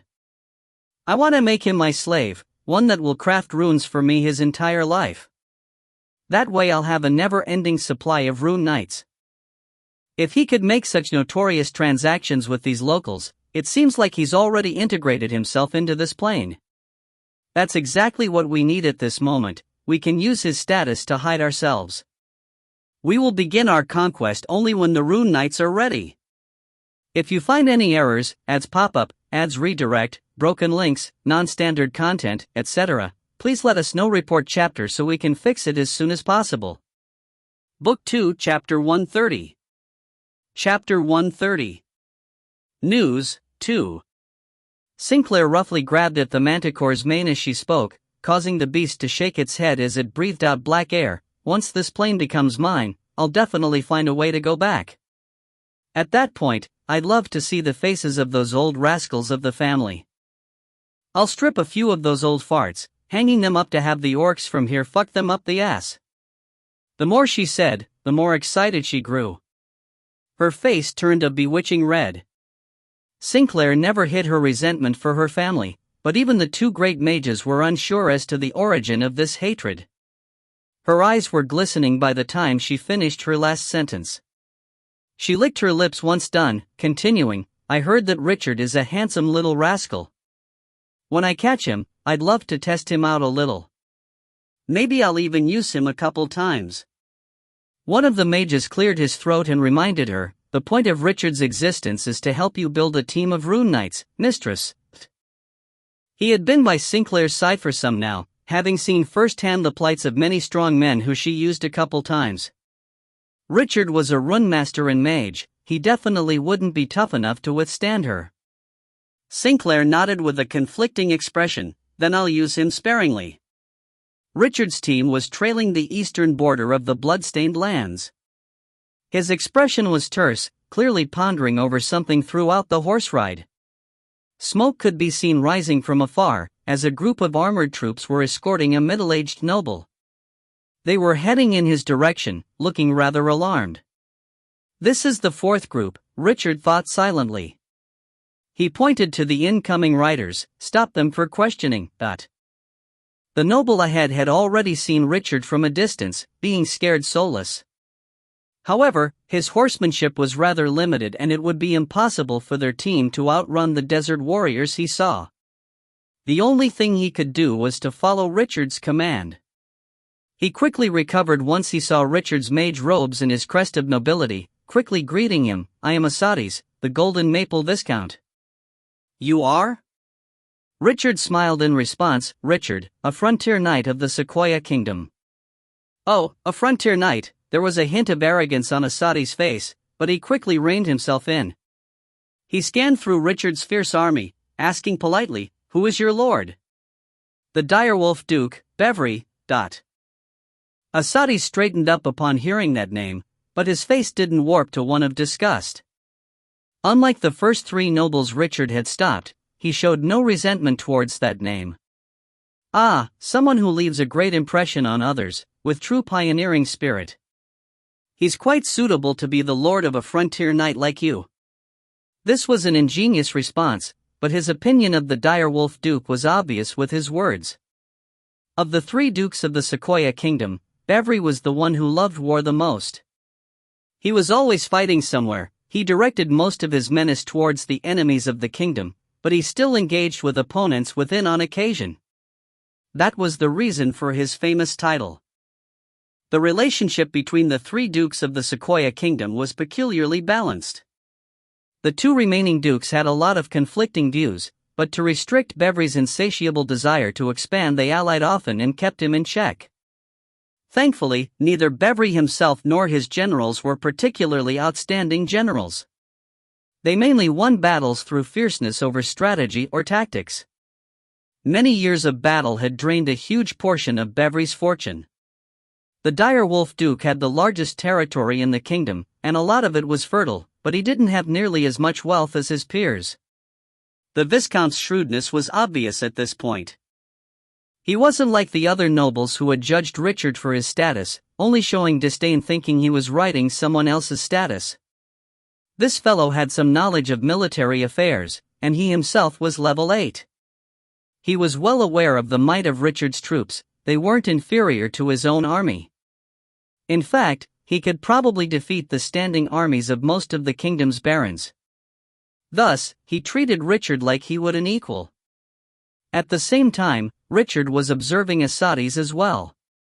He was familiar with this name, having come across it before. If he didn't remember wrongly, this Viscount's lands were only about 200 kilometers away from his own village. A lot of the fertile land had been cultivated, and there were mountains with mysterious mines and forests that produced precious food. The addition to the title made it evident that he was from a massive and rather renowned family. The Maple Marquis in the north of the kingdom was his father. Richard escorted Asades for a part of the journey, chatting with the Viscount along the way. He inquired about the details of the battle against the invaders. Asades provided a rather neutral and accurate account of the battle, matching with Richard's own expectations for the Bearguard Knights. He didn't exaggerate the fighting ability of the two level 14 mages either. Level 14 mages from Norland with some runes could easily go head-to-head with level 16 mages of this plane. Richard himself didn't care about any mages of Failure at a similar level. He was hovering on the edge of level 11, and at that point he would be confident in destroying a level 12 mage of Failure in a magic duel. Asades also confirmed the appearance of a demonic young girl that the allied army was calling a nightmare, the cause of his sunken mood. Her bizarre way of killing, the massive manticore, and the overpowering battle strength allowed him to confirm her identity, Sinclair, of the Schumpeter family. Sisley and Sinclair, the reputation of the two Schumpeter girls exceeded even that of the family head. Their traits were well known, especially those of Sinclair. The girl had been participating in planar wars since she was 14, and it had already been more than 10 years since then. If not for an underperformance in wars on Norland itself, she would be much more famous than Alice, who had defeated Solon's alliance. The arrogance of Norland was showcased in many different ways. For example, internal battles were much more important to those of Norland than planar wars, unless it was with another primary plane. Combining the previous rumors and Sinclair's performance in this battle, Richard suspected that she was equivalent to someone at level 18. This was definitely an unwanted fight. The powerhouses on his side could barely hold her off.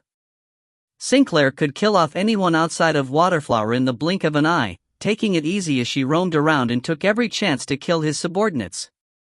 His entire party could end up killed at her hands as she nibbled away at his forces one by one. If you find any errors, ads pop up, ads redirect, broken links, non-standard content, etc., please let us know. Report chapter so we can fix it as soon as possible. Book 2, Chapter 131. Chapter 131. Unnecessary Enemy. Once they were done escorting Asades, Richard parted with the Viscount and continued advancing southeast. "What do we do now?" Flozen asked. She was always close to him, so she had heard everything. Richard let out a long sigh. "We need to change our plans. If Sinclair is the leader of the enemy troops, we don't have the capability to fight them off. She's already close to Bluewater, so she'll definitely learn of my existence. So, we have to take some risks. What do you intend to do?" Flozen asked. Richard gently tapped the saddle, pondering for a while before he answered, "I want to meet our lord, the dire wolf duke." At that moment, the sound of hurried horses started to make its way over to them. A group of 20 or so knights could be seen on the horizon. They were undoubtedly the personal guard of a noble who had pulled back from the front line. Regardless of age and level, all of them were good at riding and had sharp foresight, being able to escape the demonic clutches of Sinclair. Of course, from another point of view, they could also be considered deserters who abandoned their comrades just before battle. Richard had already gathered enough information, and had started initial talks with Asades about a trade agreement. As such, he wasn't interested in the latest developments on the front line anymore. Since that was the case, he didn't ask his subordinates to intercept. However, the oncoming group made an abrupt turn and made a beeline towards them of their own volition. Without a need for his instructions, his subordinates who had experienced innumerable bloody battles immediately assumed battle formation. The mages and cleric were protected in the center, while the knights formed the wings in preparation for attack. Since Richard hadn't given an order to stop, they had done all this while on the move. The opposing group had no more than 20 men, and there didn't seem to be anyone exceptional amongst them. One attack, and they would all be wiped out. Having fought Selwyn's troops who used pack tactics to assault them, Richard's own subordinates were unintimidated by the sudden attack of such a small group. The knights who were in a perfectly straight formation only started to rein in their horses when they were a mere 10 horses away. The stones kicked up by their mounts even managed to hit the barbarian warriors at the very front. Richard frowned, waving his hand. The entire army came to a neat stop. The barbarian warriors were now armed with axe and shield. The stronger warriors who were gifted at battle even had a weapon in each hand. They all stabilized themselves, getting in defensive position as they placed their shields on the ground. The rude provocation had angered many of them, but not one took a step forward. They had grown used to obeying Richard's orders. If Richard wasn't commanding them directly, they would only follow the wind wolves. At that time, Richard's core party looked at each other before casting a look of disbelief at their opponents. Having met several forces in the bloodstained lands, both strong and weak, they had never come across someone with the nerve to provoke an army of hundreds with a mere 20 riders. With how close they were, a simple order for the barbarians to throw out their axes would completely decimate this group of morons. At the center of the formation was a young noble, his luxurious clothes covering a fat body that was certainly more than 100 kilograms. He himself didn't look beyond level 5, but his riding ability was beyond his weight and level. At the very least, he was fast enough to run for his life in the earlier battle. Naturally, that was also in part due to the breeding of the horse he rode. It was taller and stronger than the rest. The youth raised his head and arrogantly looked at the opposing side, his gaze staying on Richard for a while. He had been most concerned about Richard's mage robes and noble crest, but he grew even more haughty after realizing the crest was unfamiliar. He couldn't even be bothered to speak, merely waving his fat hand. One knight immediately brought his horse forward at a gallop, covering the 10 meters very quickly and almost hitting the barbarians at the front. A mere 2 meters away, the horse stood up and turned 2 rounds on the spot, before landing on its front legs. The knight didn't have that much control. It was just that his steed was intimidated by the invisible killing intent of those opposite, not daring to move any closer. However, his expression was the same as that of his master. His nose was up in the air, and he seemed unable to notice the rage on the barbarians' faces. "This is the great and mighty Highland unicorn, Viscount Zim. Who the hell are you people? Tell me now," he roared. Richard slowly raised his hand, stopping his subordinates from acting. The wind wolves crouching in their positions represented his intentions. As long as they didn't move, neither would the warriors. "My name is Richard R. Sharon. I'm a frontier knight under the dire wolf duke," Richard replied calmly. Having heard of his rank, unbridled laughter broke out amongst some of Zim's knights. However, the Viscount in question didn't pay attention to Richard at all, completely focused on Flosan's face. The cleric was eye-grabbing even in a crowd of hundreds. Even if one ignored her perfect complexion, her amber eyes and eyebrows lent a mysterious charm and aura to her face. The knight at the front took out a lasso, spinning it a few times in the air before covering all the barbarians and desert warriors at the front. He didn't even let go of the trolls and half-orcs, or the defected soldiers who had been following Richard since early into his invasion. "Frontier knight, what's his name? Consider yourself lucky. The noble Zim needs bodyguards. I declare that all these slaves have been confiscated by us. Take your personal guards and leave. Make it snappy. Don't force me to punish you further," the knight ordered haughtily, as if he was a king. He didn't even bother to remember Richard's name, showing a clear lack of manners. This fellow wouldn't even be classified as a noble, but he was already this arrogant. In fact, his arrogance surpassed that of his master. "Wait!" Zim shouted, before gasping out some air. He pointed at Flosan. "I want to buy that woman." The knight followed the Viscount's finger to Flosan, lust starting to radiate from his eyes. However, the fact that his back was turned to Zim ensured that his expression couldn't be seen. The knight reached for the purse at his waist, fiddling around for a while. Giving it some thought, he didn't throw the entire purse and instead tossed a few gold coins out to Richard. "Here's 10 coins. It's already too much to pay for a woman. You, follow me now." As he spoke, the knight urged his horse in Flosan's direction. In his view, the slaves who were in the way would give way automatically. If they didn't, he would just get his horse to trample them to death.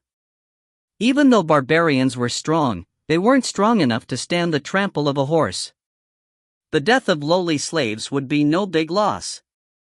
He might even be able to seek compensation from the frontier knight, who wasn't of much higher rank than the slaves. He would just claim his horse's hooves were damaged. However, the slaves had no intention of giving way, their shields firmly rooted to the ground. The horse was the one who gave way, refusing to move forward. The knight's face immediately burnt red with shame, and he growled with anger, "You damn slaves, move!" Whoosh, he brandished his whip, lashing viciously at the barbarian at the front. The warrior didn't avoid the whip, merely raising his thick arm to block. A loud smack resounded in the area as the whip landed on his arm, coiling around it a few times. The tip left a scar on the unarmored warrior. If you find any errors, ads pop up, ads redirect, broken links, non-standard content, etc., please let us know. Report chapter so we can fix it as soon as possible. Book 2, Chapter 132. Chapter 132. A Necessary Enemy, 2. The 10 gold coins flew towards Richard's location. If they continued along their path, one of the coins would hit him square in the face. Of course, that would never happen. All of the coins hit an invisible barrier, dropping to the ground. They jumped around on the ground, clinking against each other. None of Richard's soldiers moved at the sight, not even glancing at the coins. Hundreds of gazes were focused on the knight at the front. The fellow's horse seemed more perceptive than him, refusing to go forward and even starting to retreat as it showed signs of irritation. Richard stroked his chin lightly, slightly unused to the feeling. A short, grizzly beard had covered his face during the long hide-and-seek with Selwyn, so the newly shaven face felt off. Although he had the exquisite appearance that came from his elven blood, every bristle that grew on his face was as stiff as a needle. As he looked at the astonished Viscount, Richard slipped into thought. The knight turned red as he pulled hard on his whip, but the level 10 barbarian warrior stood still and unyielding. His arms seemed to be cast in metal, no matter how hard the knight tried, they wouldn't budge an inch. On the other hand, the warhorse's irritability was about to make him lose his balance, throwing him off. This absolutely couldn't happen. His hand fumbled around for the longsword at the side of the saddle. The knight suddenly felt a strong gust of wind heading his way. Before he could turn his head to see what that was, a strong wind wolf suddenly pounced on him, pushing him off the horse and onto the ground. The warhorse was startled, bursting out into a long neigh as it raised its front hooves. Gangder had already moved out of the crowd by this time, chopping diagonally with his gigantic axe to cut the creature's chest and abdomen open. The horse collapsed on its back, blood and internal organs gushing out of the tear. The ghastly sight intimidated Zim and his subordinates for a moment. The knight who had been attacked let out a long, blood-curdling screech as the wolf bit into his right shoulder, ruthlessly tearing out a large chunk of his flesh. Thankfully he was still a level 8 warrior himself. Even though he was covered in dirt as he tossed about, he could still counterattack. Yet, just as he waved his fist, a few barbarian soldiers had already thrown themselves forward and jumped on him, firmly pinning him to the ground. "How should we deal with this, master?" a tall and burly barbarian asked menacingly. Richard glanced at Zim and his subordinates. Anyone who draws their weapon gets their right arm chopped off. No exceptions.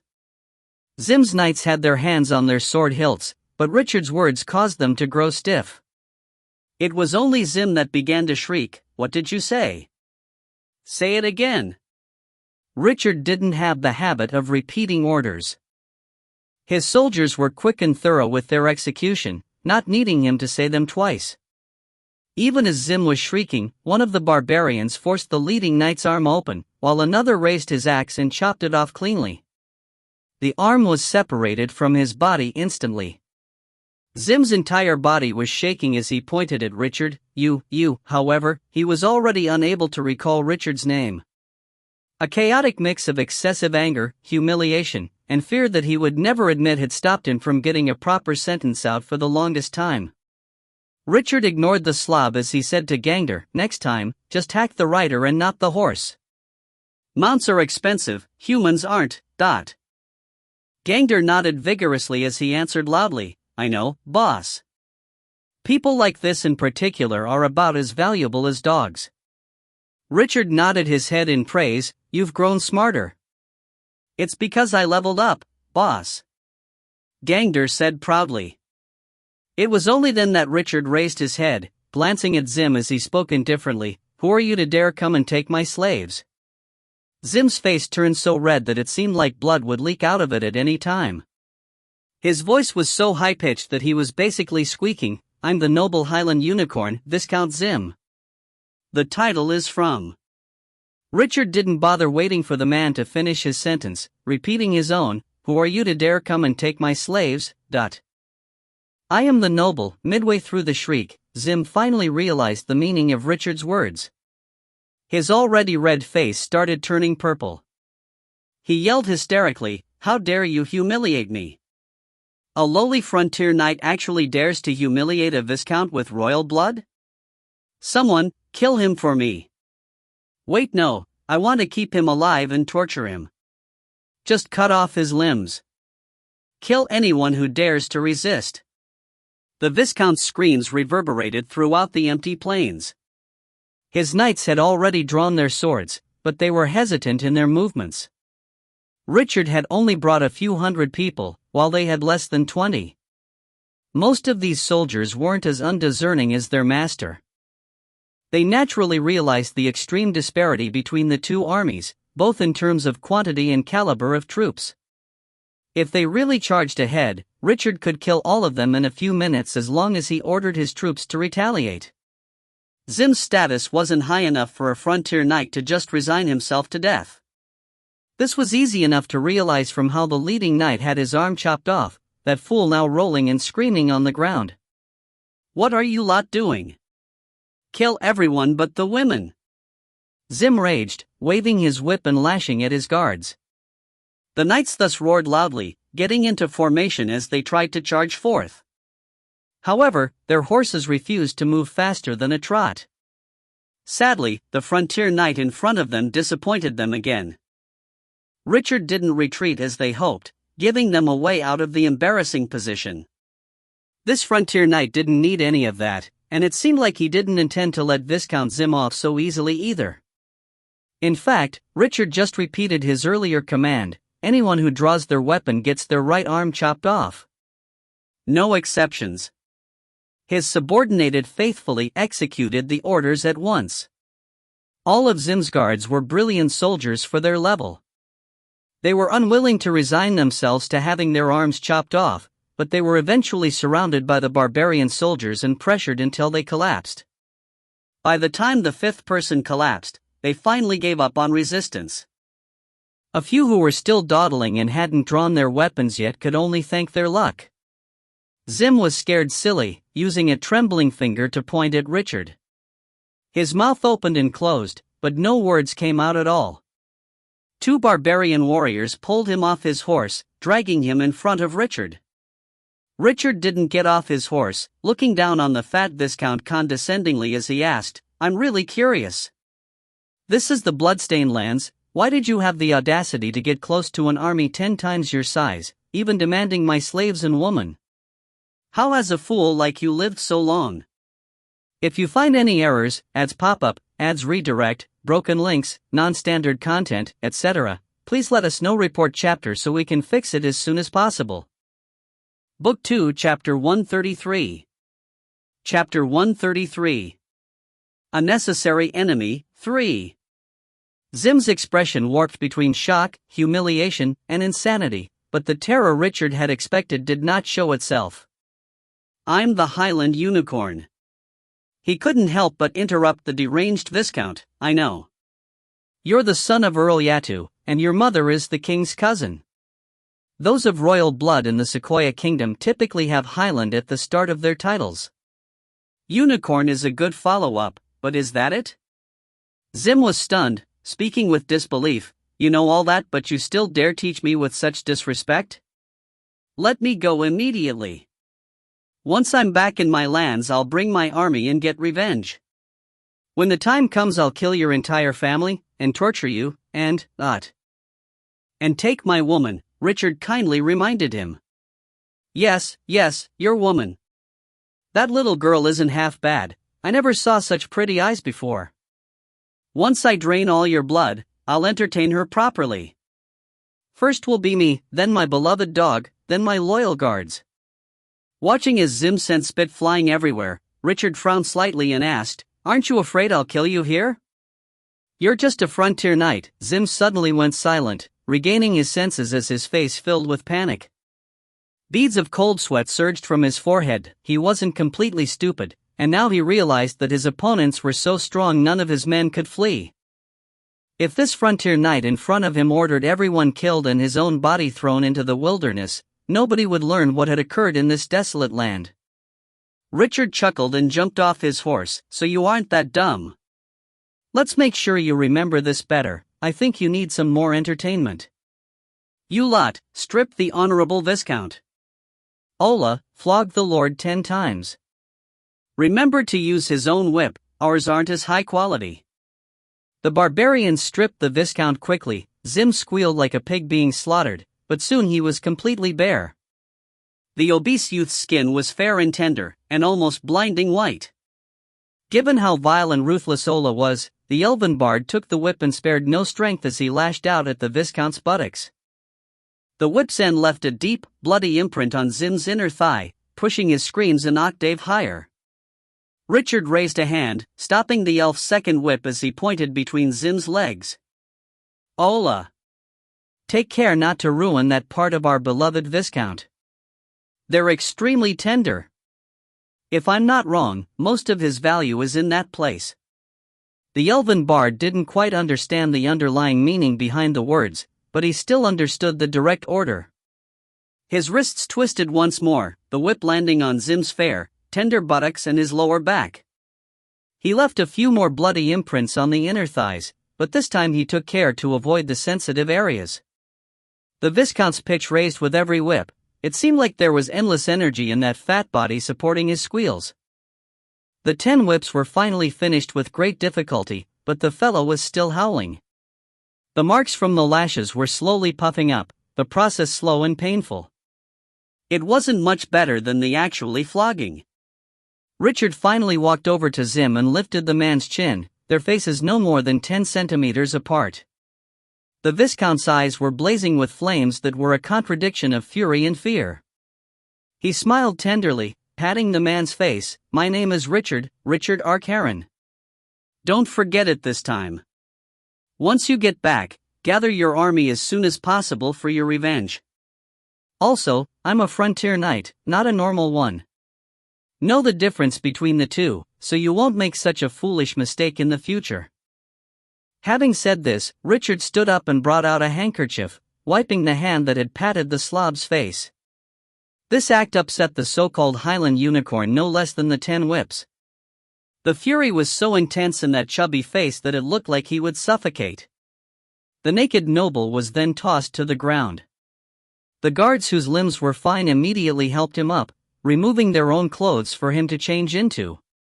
Those whose arms were chopped off had already bound their injuries, withstanding the pain with great difficulty as they headed towards the Viscount. Nobody cared for the corpses of their dead companions, they would end up feeding the beasts of the land. Watching Zim's figure recede into the distance, Richard shook his head and pointed at the guards whose limbs were fine. "If I were them, I'd definitely find a way to escape right now." "What will happen after they return?" Flozen asked. "They're doomed to die. Those that lost their arms won't be spared either. Why did you treat that moron so well?" She continued with a frown. From her point of view, there were many methods to take care of such arrogant fellows and teach them a lesson. The best would be to kill him and have the wind wolves eat his body. That way, there would be no traces at all. Richard's method seemed to be the most violent, but there were also issues that would crop up in the future. "We need enemies now, and Zim is the best kind to have," Richard smiled in answer. "Also," he paused, "he dared think of taking you. I'll leave a shadow in him for the rest of his life." With the episode concluded, the troops continued to advance. Dawn the next day, they had reached Richard's first true territory on this plain, a little village called Bran with about 100 families. Bran was at the foot of a mountain, with a little brook passing through the village. It was less than 10 kilometers away from the path between the Sequoia Kingdom and the Bloodstained Lands. The land of turmoil in the southeast had forests, swamps, and a steep mountain range. That was where the brood mother was wandering around, clearing out all the powerful beings it could find. Richard didn't stay at the village for a long time. He just met the village head and some elders, learning a little about the population and the environment before he left for the land of turmoil. At the foot of the mountain, tens of wind wolves walked out single file, escorting two of his that had bundles tied around them back.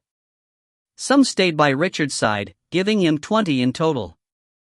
This was the maximum number that he could simultaneously control. Having sent the 4 Orcish idols he'd obtained from the bloodstained lands to the brood mother, Richard led the group forward to Baron Fontaine's territory. A messenger had already sent word that he hoped to meet the dire wolf duke. And back at the forest within the land of turmoil, the brood mother heeded Richard's command and turned back, heading towards the borders of the bloodstained lands. Now, everything was put in play. All that was left was the meeting with Duke Bevry. The results of that meeting would determine Richard's next bait. While he himself felt like the bait he'd thrown out was ample and would pander to the tastes of the Duke, he couldn't be 100% sure of the results. If you find any errors, ads pop up, ads redirect, broken links, non-standard content, etc., please let us know. Report chapter so we can fix it as soon as possible. Book 2, Chapter 134. Chapter 134. Crisis. The third night after leaving Bran, Richard's army finally reached Baron Fontaine's castle, meeting the person the dire wolf duke had appointed to be his supplier. The castle was built on a small island in the middle of Lake Windermere, connected to the shore by a short path. This wasn't a natural landform, built by the Baron's family generation over generation. The manpower and financial resources invested into this task was immeasurable, and yet it had taken an entire century's worth of construction to reach its current grandeur. The outer ring of the castle had classical architecture, full of solid cylindrical spires with battlements and a watchtower on each roof. As for the buildings within, they could be considered works of art. Roofs of all shapes were around, with pillars that linked 2 or 3 stories together and wide terraces that were exquisite and beautiful. One could admire the scenery of the lake as well as the mountains and forests nearby from the main building. This castle had an ancient name that translated into Twilight on the Lake. Over time, it had been shortened to Twilight Castle. Seeing the castle, Richard's first instinct was to think of how he would siege it. Even with his amateurish perspective, he could find 3 or 4 effective routes of attack. That alone showed how weak its defenses were. Even the strongest defense was the less than 20 meters of narrow road from the lake shore to the castle gates. Even if it limited the number of attackers, however, 80 heavily armed knights could charge through it at a time. It was only later, when he discovered the charm and beauty of the castle, that he realized it was never meant to be a fort. Before this visit, Richard had already heard that Baron Fontaine was an outstanding swordsman. He had inherited his family's sword arts and was currently level 14, fully deserving of his title as Master Swordsman. He was also an artist and poet, adoring the two far more than he did battle. Unlike the other subordinates of Duke Bevry, Fontaine was someone with an extraordinarily mild temperament, rarely growing his army. He had 800 soldiers under his command, of which about 100 were elite knights. The Baron's military looked weak, but those who underestimated him had all suffered bitter consequences. Fontaine was talented in many aspects, including his strategic and tactical prowess in war. He had defeated several of his family's enemies one after the other, expanding their lands to over 500 square kilometers. This already surpassed the limits of an average viscount. The land was fertile, producing food in abundance. At the same time, coal, iron, and copper were plentiful as well. Although these weren't specifically valuable ores, they were still the most common metals used to build arms on Phalar. Richard stationed most of his troops at the camp outside Fontaine's castle, taking 10 or so of his subordinates to enter and meet him. The Baron was about 40 years of age, in the prime of his life. He was genuinely taken aback by Richard's youth when they met, and during the banquet after was thoroughly impressed by his profound knowledge of magic. He himself had 3 sons and 7 daughters, some of whom were quite interested in the field. He had them come out, allowing Richard to get to know them and assess their potential. Richard thus cast a few detection spells when they were having tea, discovering that the children were all rather gifted enough that reaching level 10 wouldn't be a problem. He thus congratulated Fontaine, and he was immediately able to tell how overjoyed the man was. By the time Fontaine was done arranging for accommodations for Richard and his subordinates, the sky had already grown dark. Richard chatted with him as they sipped on their tea, finding out a lot more about the history and secrets of the Sequoia Kingdom. The reason for the mild-mannered Fontaine being subordinate to someone like the direwolf Duke stretched back to 3 generations prior. The Baron's ancestor had sworn generational loyalty to the Dukes, and that pact had stood tall for over 70 years already. Internal affairs in the Sequoia Kingdom were extremely complicated. The royal family was the ruler of the entire kingdom in name, but it had limited influence over the military and political affairs of the various nobles within it. If one thought about it, it was only inevitable for a kingdom that granted so much autonomy to its fieflords to enter a state of disorder. Besides, the various churches were an issue as well. 3 deities had official churches in the Sequoia Kingdom, supported by powerful nobles. There were even more trying hard to wriggle their way in as well. However, these churches were completely antagonized by a group of nobles worshipping their ancestors, led by the direwolf Duke. If the churches spread their influence, their ancestors' spirits would not be nourished by faith anymore and would gradually wither and fade. This would be a decimating blow to such families. Someone like Duke Bevry, who had reached level 16, owed at least a part of his power to his formidable ancestors. On the other hand, if their ancestors' spirits gained enough power of faith, they could ignite their godfire and transcend to godhood. On the other hand, certain sacrifices could connect these spirits to their descendants, allowing them to bestow some of their power and thus greatly increase the descendants' chances of advancing to the saint or even legendary realm. Thus, there was an absolute conflict of interest between ancestral worship and the pantheon. The battle between the 2 sides was incomparably intense, with no methods too low to be used. The only time the 2 groups joined hands was when invaders from another plane threatened the entire plane's safety. However, when the matter was resolved, their death feud would resume. Even alliances were formed, they were quite unstable, as evidenced by the crushing defeat of the combined forces of the Iron Triangle Empire and the Sequoia Kingdom.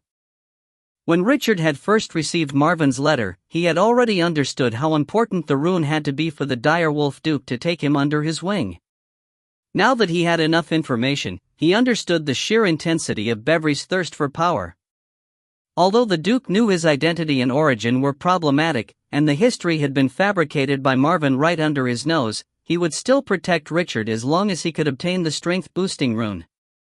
This was extremely favorable in Richard's opinion. A bond based off mutual benefit or collaboration was much stronger than any oath or treaty.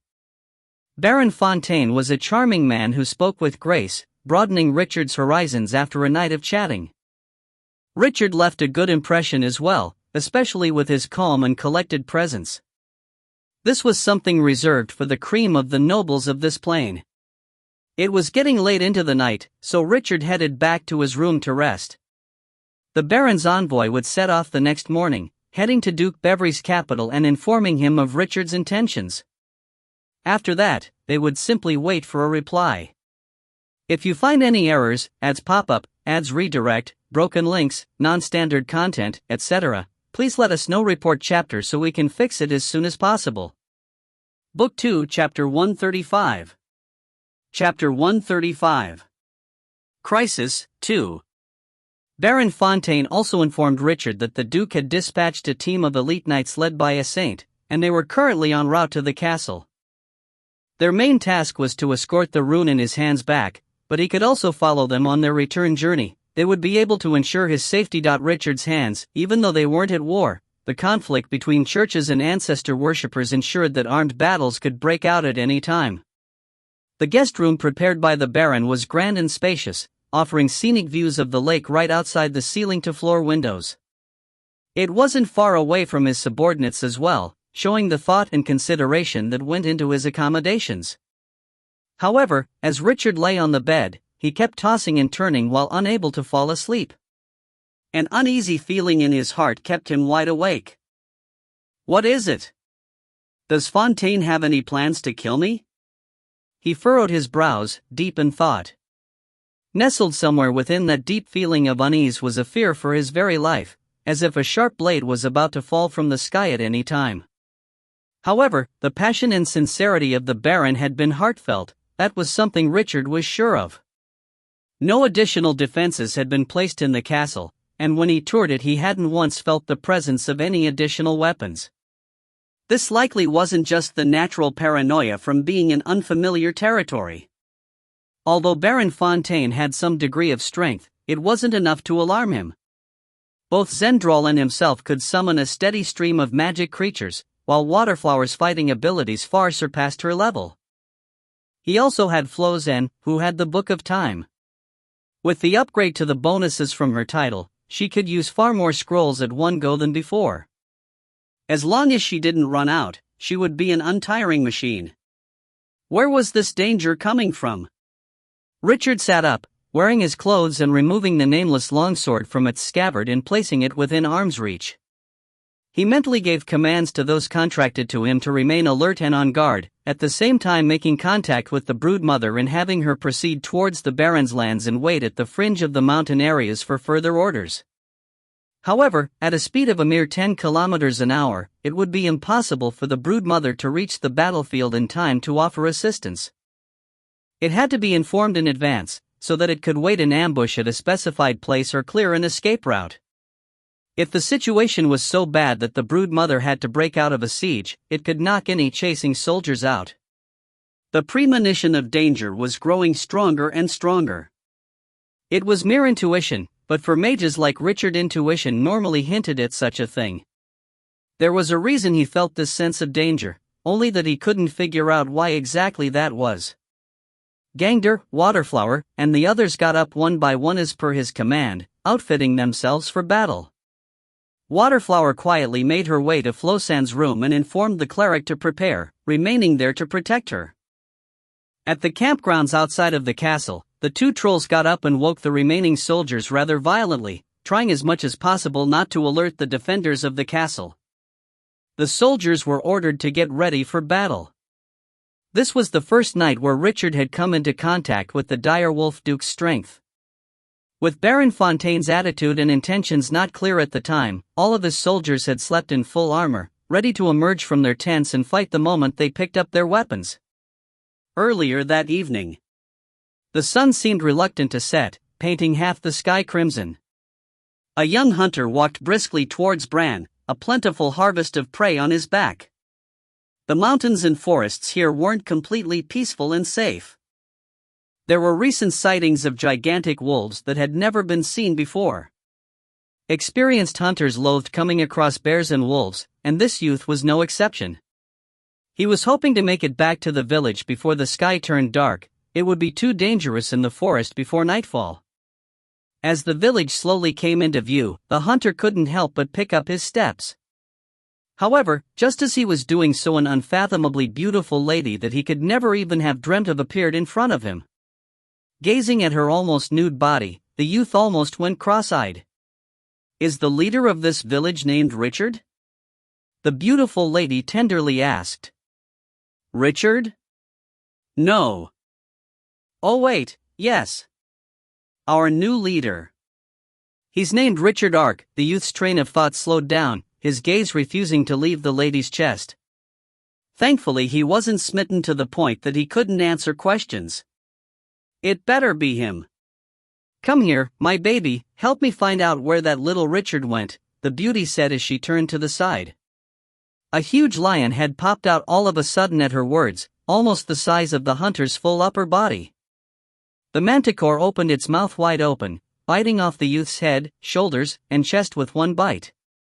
Shortly after, two rays of light shot out of its eyes and projected an image in the air. A young man on a horse was patrolling Bran, and although it was rather blurry, one could make out his features. Sinclair naturally recognized him at a glance. Before she left home, she'd memorized this face. However, the Richard in the young hunter's memory was clearly much more composed than the one in Norland, seeming more deep and profound. Oh!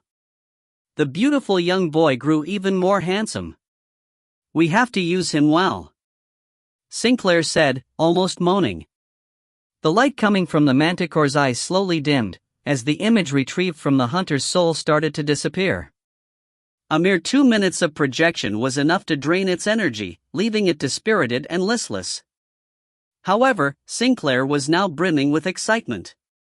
She grabbed the creature's mane and pulled hard, murmuring in its ear, "You'll definitely sniff Richard out, won't you?" The manticore let out a deep howl, showing its acknowledgement.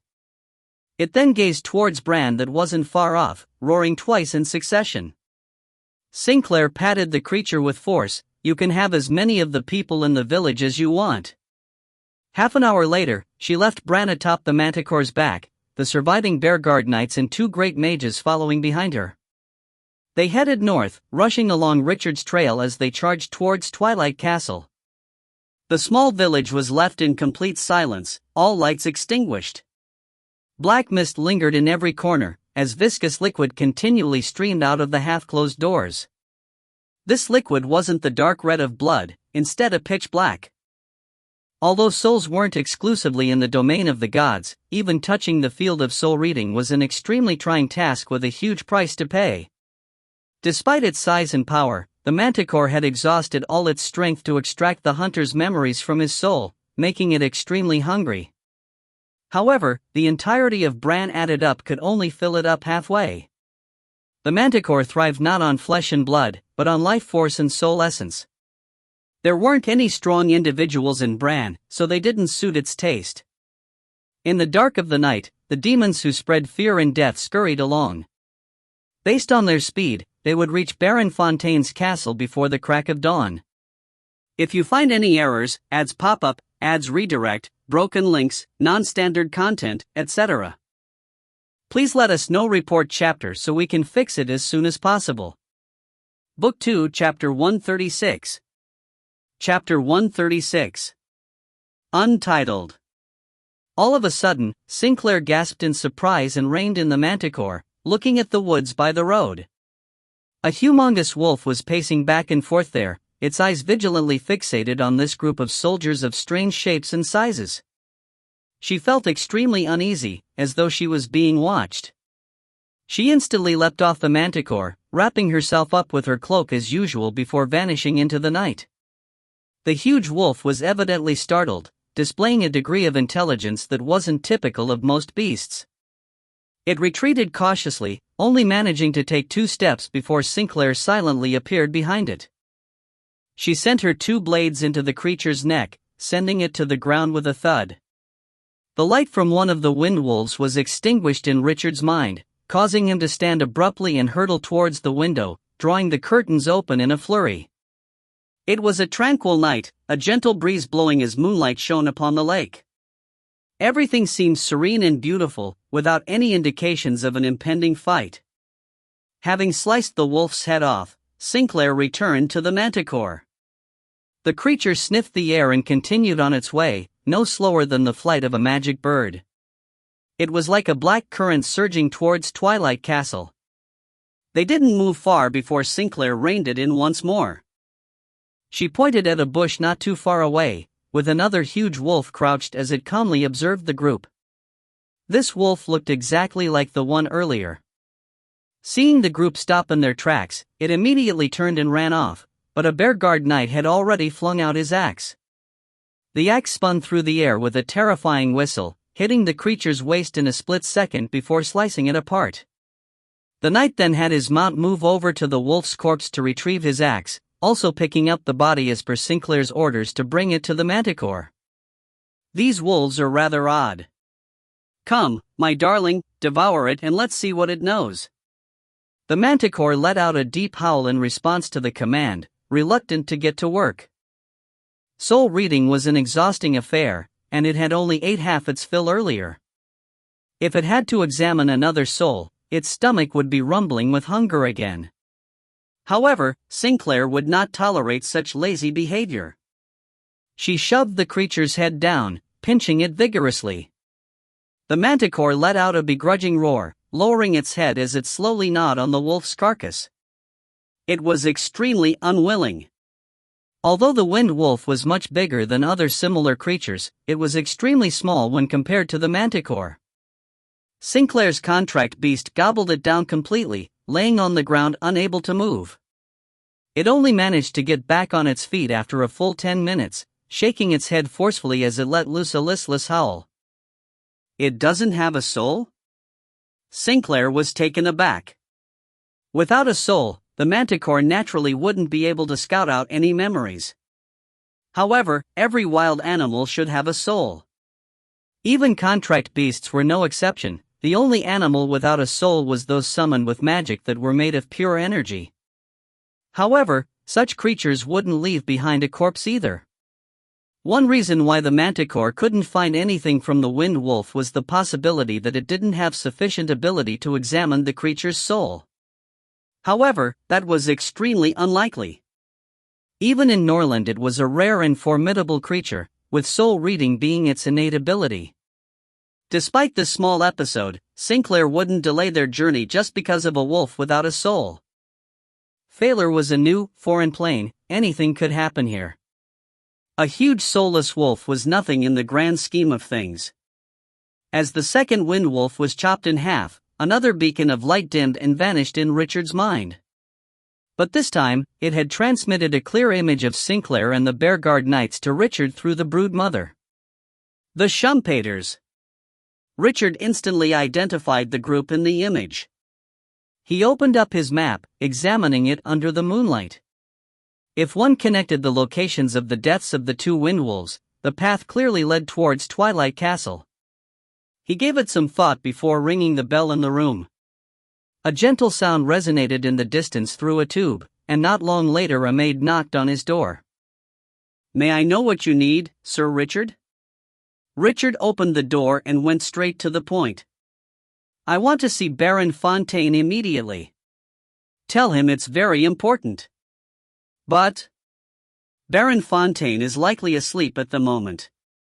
Would it be possible to call on him tomorrow morning?" The maid replied awkwardly. She was sleepy as well. It was currently 1 in the night. "It's very important," Richard emphasized. Although the maid was extremely tired, she wasn't foolish. She immediately went to call the butler. Regardless of the reasonability of the request, it wasn't something she could decide on herself. She didn't have such authority. The Baron's family had a long history, making it comparable to some of the more wealthy and influential families of the empire. This also meant there would be relatively stringent regulations. Richard wasn't going to wait for the maid to pass the message through the hierarchy, giving Gangder a command through his mind that caused the brute to radiate an intense killing intent. The sheer aggression bubbled up like a current, engulfing half the building like a violent tide. Baron Fontaine was a level 14 swordsman, making him extremely sensitive to murderous intent. This would surely be more effective at waking him up than anything else. As expected, it took only 5 minutes before the casually dressed Baron appeared before Richard with his sword. Seeing the mage and his entourage already armed to the teeth on the other side of the corridor, he immediately narrowed his eyes. "An enemy attack?" he asked with a sharp gaze. Richard nodded. A fierce battle between the Alliance and the demonic invaders occurred not long ago at the Bloodstained Lands. "I assume you heard of it, my lord?" Fontaine replied with a nod.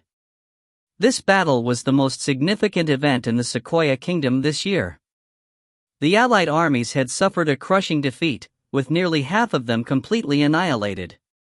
Nyan's church lost more than half its power in the kingdom, while 2 other nobles were greatly humiliated. This event would be followed by a period of political unrest. Richard said solemnly, "One of my subordinates just passed information to me in secret that Sinclair, the leader of the demons, is rushing towards Twilight Castle at full speed. She's brought along her heavily armed knights and the 2 mages, already having passed Bran. We have little valuable time to prepare our defenses." This was a shocking piece of news. Fontaine almost couldn't believe his ears. She's launching an attack on the Sequoia Kingdom. She wishes to attack the entire plain, Richard replied. But... Alright, I'll prepare everything I have right away. Having said that, the Baron turned to the butler who had just arrived in a hurry. Call the captain on duty. There might be an enemy attack tonight. As the butler dashed off in panic, Baron Fontaine turned to Richard and spread out his arms helplessly as he asked, "Thank you for the prompt warning, my friend. Now, my men and I will certainly stay behind to help you resist these demons," Richard replied. If you find any errors, ads pop up, ads redirect, broken links, non-standard content, etc., please let us know. Report chapter so we can fix it as soon as possible. Book 2, Chapter 137. Chapter 137. An Attack in the Night. Baron Fontaine experienced a fleeting ominous feeling. As one of the direwolf Duke's most trusted aides, he knew how much of a mystery Richard's past was, and that he was linked in some way to the Myriad Plains. However, the Duke had still elected to work with the mage, so he would also treat him as an ally. Fontaine didn't suspect that Richard's unusual behavior was directed at himself, even at the start. There wouldn't have been any need to wake him up if that was the case. Richard could have taken action right away. When he first welcomed Richard to his castle, he naturally had some defenses in place as well. However, their interactions made him admire this young mage that was brimming with talent and elegance. Without any inside information, one wouldn't be able to tell that he was a foreigner, being convinced by his act as a descendant of some ancient family. However, the news that Richard had disclosed astonished the Baron greatly. News of Sinclair's deeds had already spread across the human kingdoms like wildfire. Although the rumors had grown more and more exaggerated as they moved around, those who heard them agreed that it would be impossible to collaborate or even compromise with this demonic young lady. She was a complete lunatic, a perverted homicidal maniac. The few minutes they spent waiting for the chief of guards seemed to take forever. Perhaps. Should we leave? Fontaine attempted to suggest. No, it's too late, Richard shook his head solemnly. We won't be able to outrun her in her nights. And once we leave the castle, we won't even have any defenses. It would only quicken our deaths. Baron Fontaine was a decisive person as well. Hearing this advice, he immediately decided to hole up and strengthen his defenses, waiting for assistance. Richard had already expressed his willingness to stay, and the mage in his group would be of great assistance. He himself was a level 10 mage, and his followers were no weaker. With such a powerful army agreeing to assist his defense, his confidence undoubtedly grew. However, that growth was worth very little. The Baron doubted his ability to defend against Sinclair, someone who had actually wiped out the allied armies of the Church of Valor, the Sequoia Kingdom, and the Iron Triangle Empire. His only hope was to defend the castle to his death, awaiting the Duke's assistance. However, this glimmer of hope was also dim. The Duke's army would take a minimum of 3 days to reach this place. The captain quickly arrived, and Fontaine gave out a string of commands. He had someone go notify the army outside the castle to prepare for combat, before having some light cavalry dispatched every 10 minutes to scout the direction Richard had pointed them in. For fast horses and 2 messengers were prepared, ready to set out at any moment to request the Duke's aid. He then had Richard summarize the numbers, capabilities, and military structure of the troops Richard had brought, allocating them different posts to defend. Everything was in order. Finally, the Baron sent people to inform his wife and children to get up and prepare to leave. However, he wasn't so anxious as to sound the alarm that would mobilize everyone. Instead, he waited for news from the soldiers who were out scouting. Once the initial shock had passed, the Baron had regained his composure. Although he completely believed Richard, he wasn't about to cause a pandemonium in the castle based on a scant few words. Richard wasn't worried either, keeping the man company in the study as they drank tea and awaited news. At the same time, the broodmother transmitted a violent wave of energy to him. She was no longer a fuzzy glimmer of light in his mind, the divine power from the 4 idols that she had absorbed turning her into a twinkling star. She had managed to level up at this critical moment, completely digesting all the power she obtained and arriving at level 3. Richard quickly inspected her new abilities, skipping past the options to add new drones and using all the energy to boost her speed. She could now fly short distances through the air, allowing her to cover 20 kilometers an hour, double her previous speed. As per her previous orders, the brood mother was already hurrying towards Twilight Castle at full speed under the darkness of the night. Twilight Castle was 50-odd kilometers away from the mountain ranges she was in before, so she would be able to get here fast enough to have a chance of entering the battlefield. Richard changed his orders with a thought, having her pass through the Baron's lands right after reaching the border of the mountain range, heading straight for the castle. Within the woods on the mountain, more than a dozen wind wolves were gathered to protect 2 abnormally large eggs. Even though the brood mother had leveled up, she still wasn't exceptionally fast. She thus decided to lay her eggs where she was, leaving wind wolves to protect them. Half an hour later, the 2 eggs started to crack apart. Soon after, 2 enormous wind wolves crawled out, twice as big as their kin.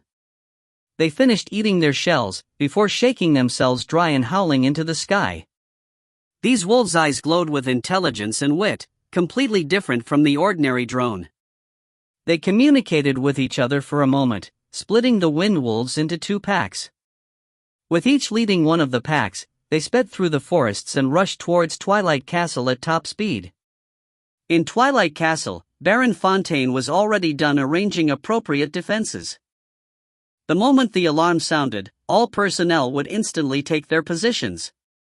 He glanced at the clock atop the fireplace once more, his expression growing more gloomy. It had been an entire hour since the first batch of light cavalry had been dispatched, and not a single one had reported back. He stood up and grabbed his sword, saying to the chief of guard, "Toll the bell." At the same moment, the messengers who were awaiting commands at the stable left stealthily through a sewer behind the lake. They crossed Lake Windermere under the mask of the night, reaching the shore across the Baron's territory. After passing through the forest, they would rush towards Duke Beverly's lands to seek help. Richard nodded inwardly as he secretly studied how Baron Fontaine made arrangements. The silence of the night was quickly broken by the low yet resounding alarm. The entire castle instantly awakened from sleep. Troops of soldiers marched out of the barracks, entering the castle in an unending stream. Their roles had already been assigned, and they immediately headed for their posts to stand guard. On the highest towers of the castle, the soldiers lifted the tarp off the ballistae, twirling the capstans with force. Bolts as big as javelins were inserted into the machine one by one. Each one was enchanted. Outside of sheer power, they could automatically lock onto targets and chase them down. These things could fire as far as a kilometer away. Twilight Castle was originally a vacation home, its construction based on aesthetics and the view. Although the outermost structures could be used as a barrier in battle, there were inevitably some imperfections all over to accommodate the overall beauty of the castle. Its defenses were thus quite weak, making these ballistae quite important. Baron Fontaine had reinforced some of the parts when he acquired the castle, but even he had made sure not to affect its appearance. He had also paid a huge sum to acquire these enchanted ballista bolts. Anyone under the level of a saint would be heavily injured if they were shot. If you find any errors, ads pop up, ads redirect, broken links, non-standard content, etc., please let us know. Report chapter so we can fix it as soon as possible. Book 2, Chapter 138. Chapter 138. An Attack in the Night, 2. Fontaine already had his ancestral magic armor on, his favorite sword polished and ready. He moved to the castle's main gates and instructed sternly, "Lights." The guards immediately spread the orders, and braziers all over the castle were lit up simultaneously to illuminate their surroundings. A flock of ravens swept out from several towers, either resting on the roofs or circling the night sky. They had bloodshot eyes and small bodies, gifted with the ability to see invisible objects. These mid-rank magical beasts were called scarlet-eyed ravens, and with them around it was practically impossible to launch a surprise attack on Twilight Castle. Baron Fontaine was sat peacefully atop the highest tower, not anxious in the slightest. His castle was already prepared for battle. Generally speaking, these soldiers would be alert for a day at most, while their peak strength would only last a few hours. As Richard saw it, however, this was exactly why Baron Fontaine was so clever. If Sinclair saw the tight security and decided to delay her attack, the elite party dispatched by the Duke would make it here. The leader of the party was a Saint powerhouse who would greatly strengthen the castle's defenses. As long as the castle didn't fall to enemy hands, Fontaine's troops wouldn't suffer much damage. He could subdue the enemy troops without going to war, and it would be best if Sinclair retreated voluntarily. As for what would happen afterwards, well, the Duke, the various churches, and the powerhouses of the kingdom would grab this woman who was so bold as to invade the Sequoia kingdom by the neck. On the other hand, Richard wasn't as confident. The Baron didn't understand either Norland or Sinclair, and his own judgment told him that this battle was inevitable.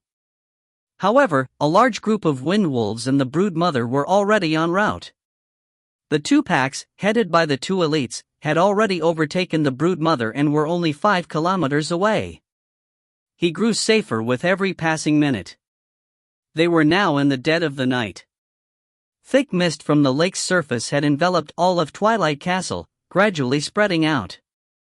Even inside the castle one could only see the blurry silhouettes of the structures nearby in the light. Fontaine maintained his upright posture, still at peace. Although he was gradually growing uneasy, his expression showed no signs of panic. After all, he was a powerful level 14 individual, and within Twilight Castle where his ancestors' souls resided, his senses were exceptionally sharp. The moment he felt extremely disturbed, he knew that Sinclair had finally arrived. "She's here." Richard was about to stand up, but upon realizing that the Baron still wasn't moving, he sat back down. Fontaine rested his sword on his lap, speaking calmly. "Richard, do you think she'll dare to attack my castle?" Richard flashed a helpless smile.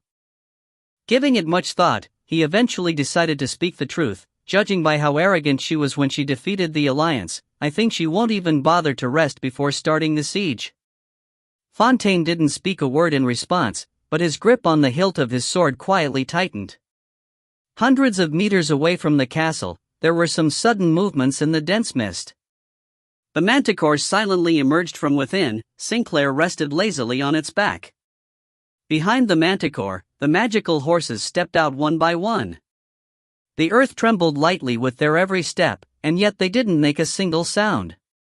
These mounts had the ability to conceal every sound they made, allowing them to travel in absolute silence. Even though they were separated by hundreds of meters and shrouded in dense fog, Sinclair had no problem looking across the distance. She squinted her eyes, fixing her gaze silently atop Twilight Castle. One of the great mages furrowed his brows. "How are they this alert? It would have taken more than an hour to mobilize the guards and have them take position. Could they have other enemies?" "No, they're waiting for me. I already see Richard." Sinclair glanced at the two great mages by her side and continued, "It seems like those two weird wolves or the light cavalry had some way of transmitting information through magic." "No matter, won't we understand it all once we catch Richard?" one of them responded. In his eyes, these local armies were absolutely pathetic, not matching up to them at all. He definitely wouldn't have a problem dealing with a few mages of the same rank as him. As for Richard, even if he came from Norland, he was still young, and wouldn't be beyond level 10. "Well said." Sinclair straightened herself and gently caressed her alluring lips with her fingers. "Then, charge." The exceptionally burly captain of the Bearguard Knights slowly urged his steed forward, gradually speeding up until they reached peak charge towards the main gates. The soldiers atop the walls had already discovered the knights the moment they emerged, pulling their longbows back to send a dozen arrows whizzing through the sky. The arrows that rained down were shockingly accurate, nearly none off course. It was clear the Baron had spent quite the effort on training them. Seeing the shower of arrows targeted at him and his mount, the captain didn't even bother to hide as he instead laughed sarcastically. Most of the arrows bounced off the strong armor, and those that did make it through caused nearly no damage. Both the captain and his mount felt absolutely nothing. He quickly made it close to the city wall, bellowing loudly at 30 meters away as he tossed the axe in his hand. The battle axe spun rapidly in the air, producing a sharp whistle that would send chills down one's spine as it headed right towards the top of the castle. Baron Fontaine immediately turned pale at this attack. Even he wouldn't dare to resist the power of this axe. The moment the battle axe had left the Bearguard chief's hand, Richard had already leapt out of his seat. His subordinates had also dodged it sooner than expected. Richard knew how powerful magic equipment was, and was also clear of the Bearguard captain's actual strength. He wasn't willing to suffer the full impact of this powerful level 16 individual. Fontaine had immediately made the best judgment as well. He roared for everyone to get down, being the first to lay low. Seeing his actions, most of the other guards who originally wanted to stop the axe got down as well. A few of them hesitated, worrying about hurting their dignity or their lords, instead attempting to resist it using their weapon. However, the blade of this single-edged axe was already as wide as a table, much bigger than the largest two-handed axes of the guards. In the face of such horrifying power, none of their weapons were effective at slowing it down. Countless snaps rang out before the axe whirled back to the captain's hands at the foot of the castle. The soldiers who were still standing swayed a little. Their weapons split in two, followed by their bodies. In fact, their torsos exploded, sending their top halves hurtling into the distance. If you find any errors, ads pop up, ads redirect, broken links, non-standard content, etc., please let us know. Report chapter so we can fix it as soon as possible. Book 2, Chapter 139. Chapter 139. An Attack in the Night, 3. Once the enormous axe was gone, Fontaine instantly jumped back up. His face was pale, but his eyes seemed to be shooting flames as he glowered at the Bearguard captain at the castle's foot. He quickly raised his right hand, sticking out 3 fingers. This was a command to fire the enchanted ballista. Seeing the signal, Richard urgently spoke up, 3 isn't enough, we need all of them. The Baron hesitated for a moment, but quickly clenched his hand into a fist. The surroundings were filled. The sharp whistle of arrows once more as 4 enchanted bolts followed close behind the 3 that had already been fired. They all adjusted their trajectories after drawing an arc in the air, collectively heading towards the Bearguard captain. The enchanted ballista bolts traveled at high speed. The first 3 had practically reached the Bearguard captain at the same time as his axe. The chief stretched out and retrieved his axe effortlessly, calmly using it to block the bolts whizzing towards him. Dodge it! Sinclair suddenly screeched from behind him, but he had no intention of retreating in a fight with these inferior locals even if he had heavy defenses. He brandished his axe as he roared like thunder, striking the bolts one by one with astonishing skill and speed. The massive impact of the magical bolts caused him to sway, his mount pushed back step by step. The remaining 4 bolts were already quite close. He would be able to jump off in time, but his mount would definitely be shot head-on. Based off the heavy hits he had just suffered, even a magical steed with reinforced armor would be pierced through by these bolts. Sadly, he didn't have much time to think of a way to counter them. He raised his axe without much thought, fending them off at the speed of lightning. Cutting one of them apart, he used the momentum to slice horizontally across another arrow that was heading straight for his steed. Right at that moment, he suddenly felt a light gray flimmer of magical light flash over him, causing the axe in his hands to grow heavier in an instant. He was slowed down greatly, and even his control of his weapon suffered. The axe cut the bolt in 2 with difficulty, but it couldn't even slow it down, forget sending it to the ground. The projectile that was supposed to pierce through the mount now brushed past its abdomen, leaving a deep wound in its underside that revealed its organs. The magical mount let out a sorrowful cry, abruptly leaping upwards and dismounting its rider. Losing control of his horse, it grew extremely difficult for the captain to block the 2 remaining bolts. He finally realized why his axe had grown so difficult to control. He himself had been crippled. The Bearguard chief had a fleeting thought, was that a weakening spell earlier? His axe finally flew out of his grasp under the impact, one of the arrows shooting through the side of his rib while another pierced through his steed. He let out an indignant roar, eventually losing his footing and collapsing onto the ground. The wound at his side was big as a basin, the bolt pierced deep into his body and peeking out from the other side. The strong enchantments on the weapon had completely shattered his vulnerable organs. The captain couldn't get up. He had been cursing his opponent's luck from the moment he was shot all the way until he was dismounted. All Bear Guard Knights had decent resistance to magic, and grade 4 spells like the weakening spell earlier were quite unlikely to affect him. He himself was level 14, and with his runes and mount he was comparable to a level 16 individual. However, the weakening spell had still taken effect. Outside of the 2 great mages on his side, the only others who could achieve this were those powerful mages from Norland who had a deep understanding of magic. One had to know to supplement a resistance-piercing component into the spell to make it work, but the primitive mages of Phalar hadn't reached that level yet. Most of them could only foolishly cast their spells, with a mere handful even thinking to boost the effects. Of course, those that thought of it wouldn't necessarily be able to actually do it. Right before his death, a stroke of lightning flashed in the Bear Guard captain's consciousness. Richard. He was a mage from Norland.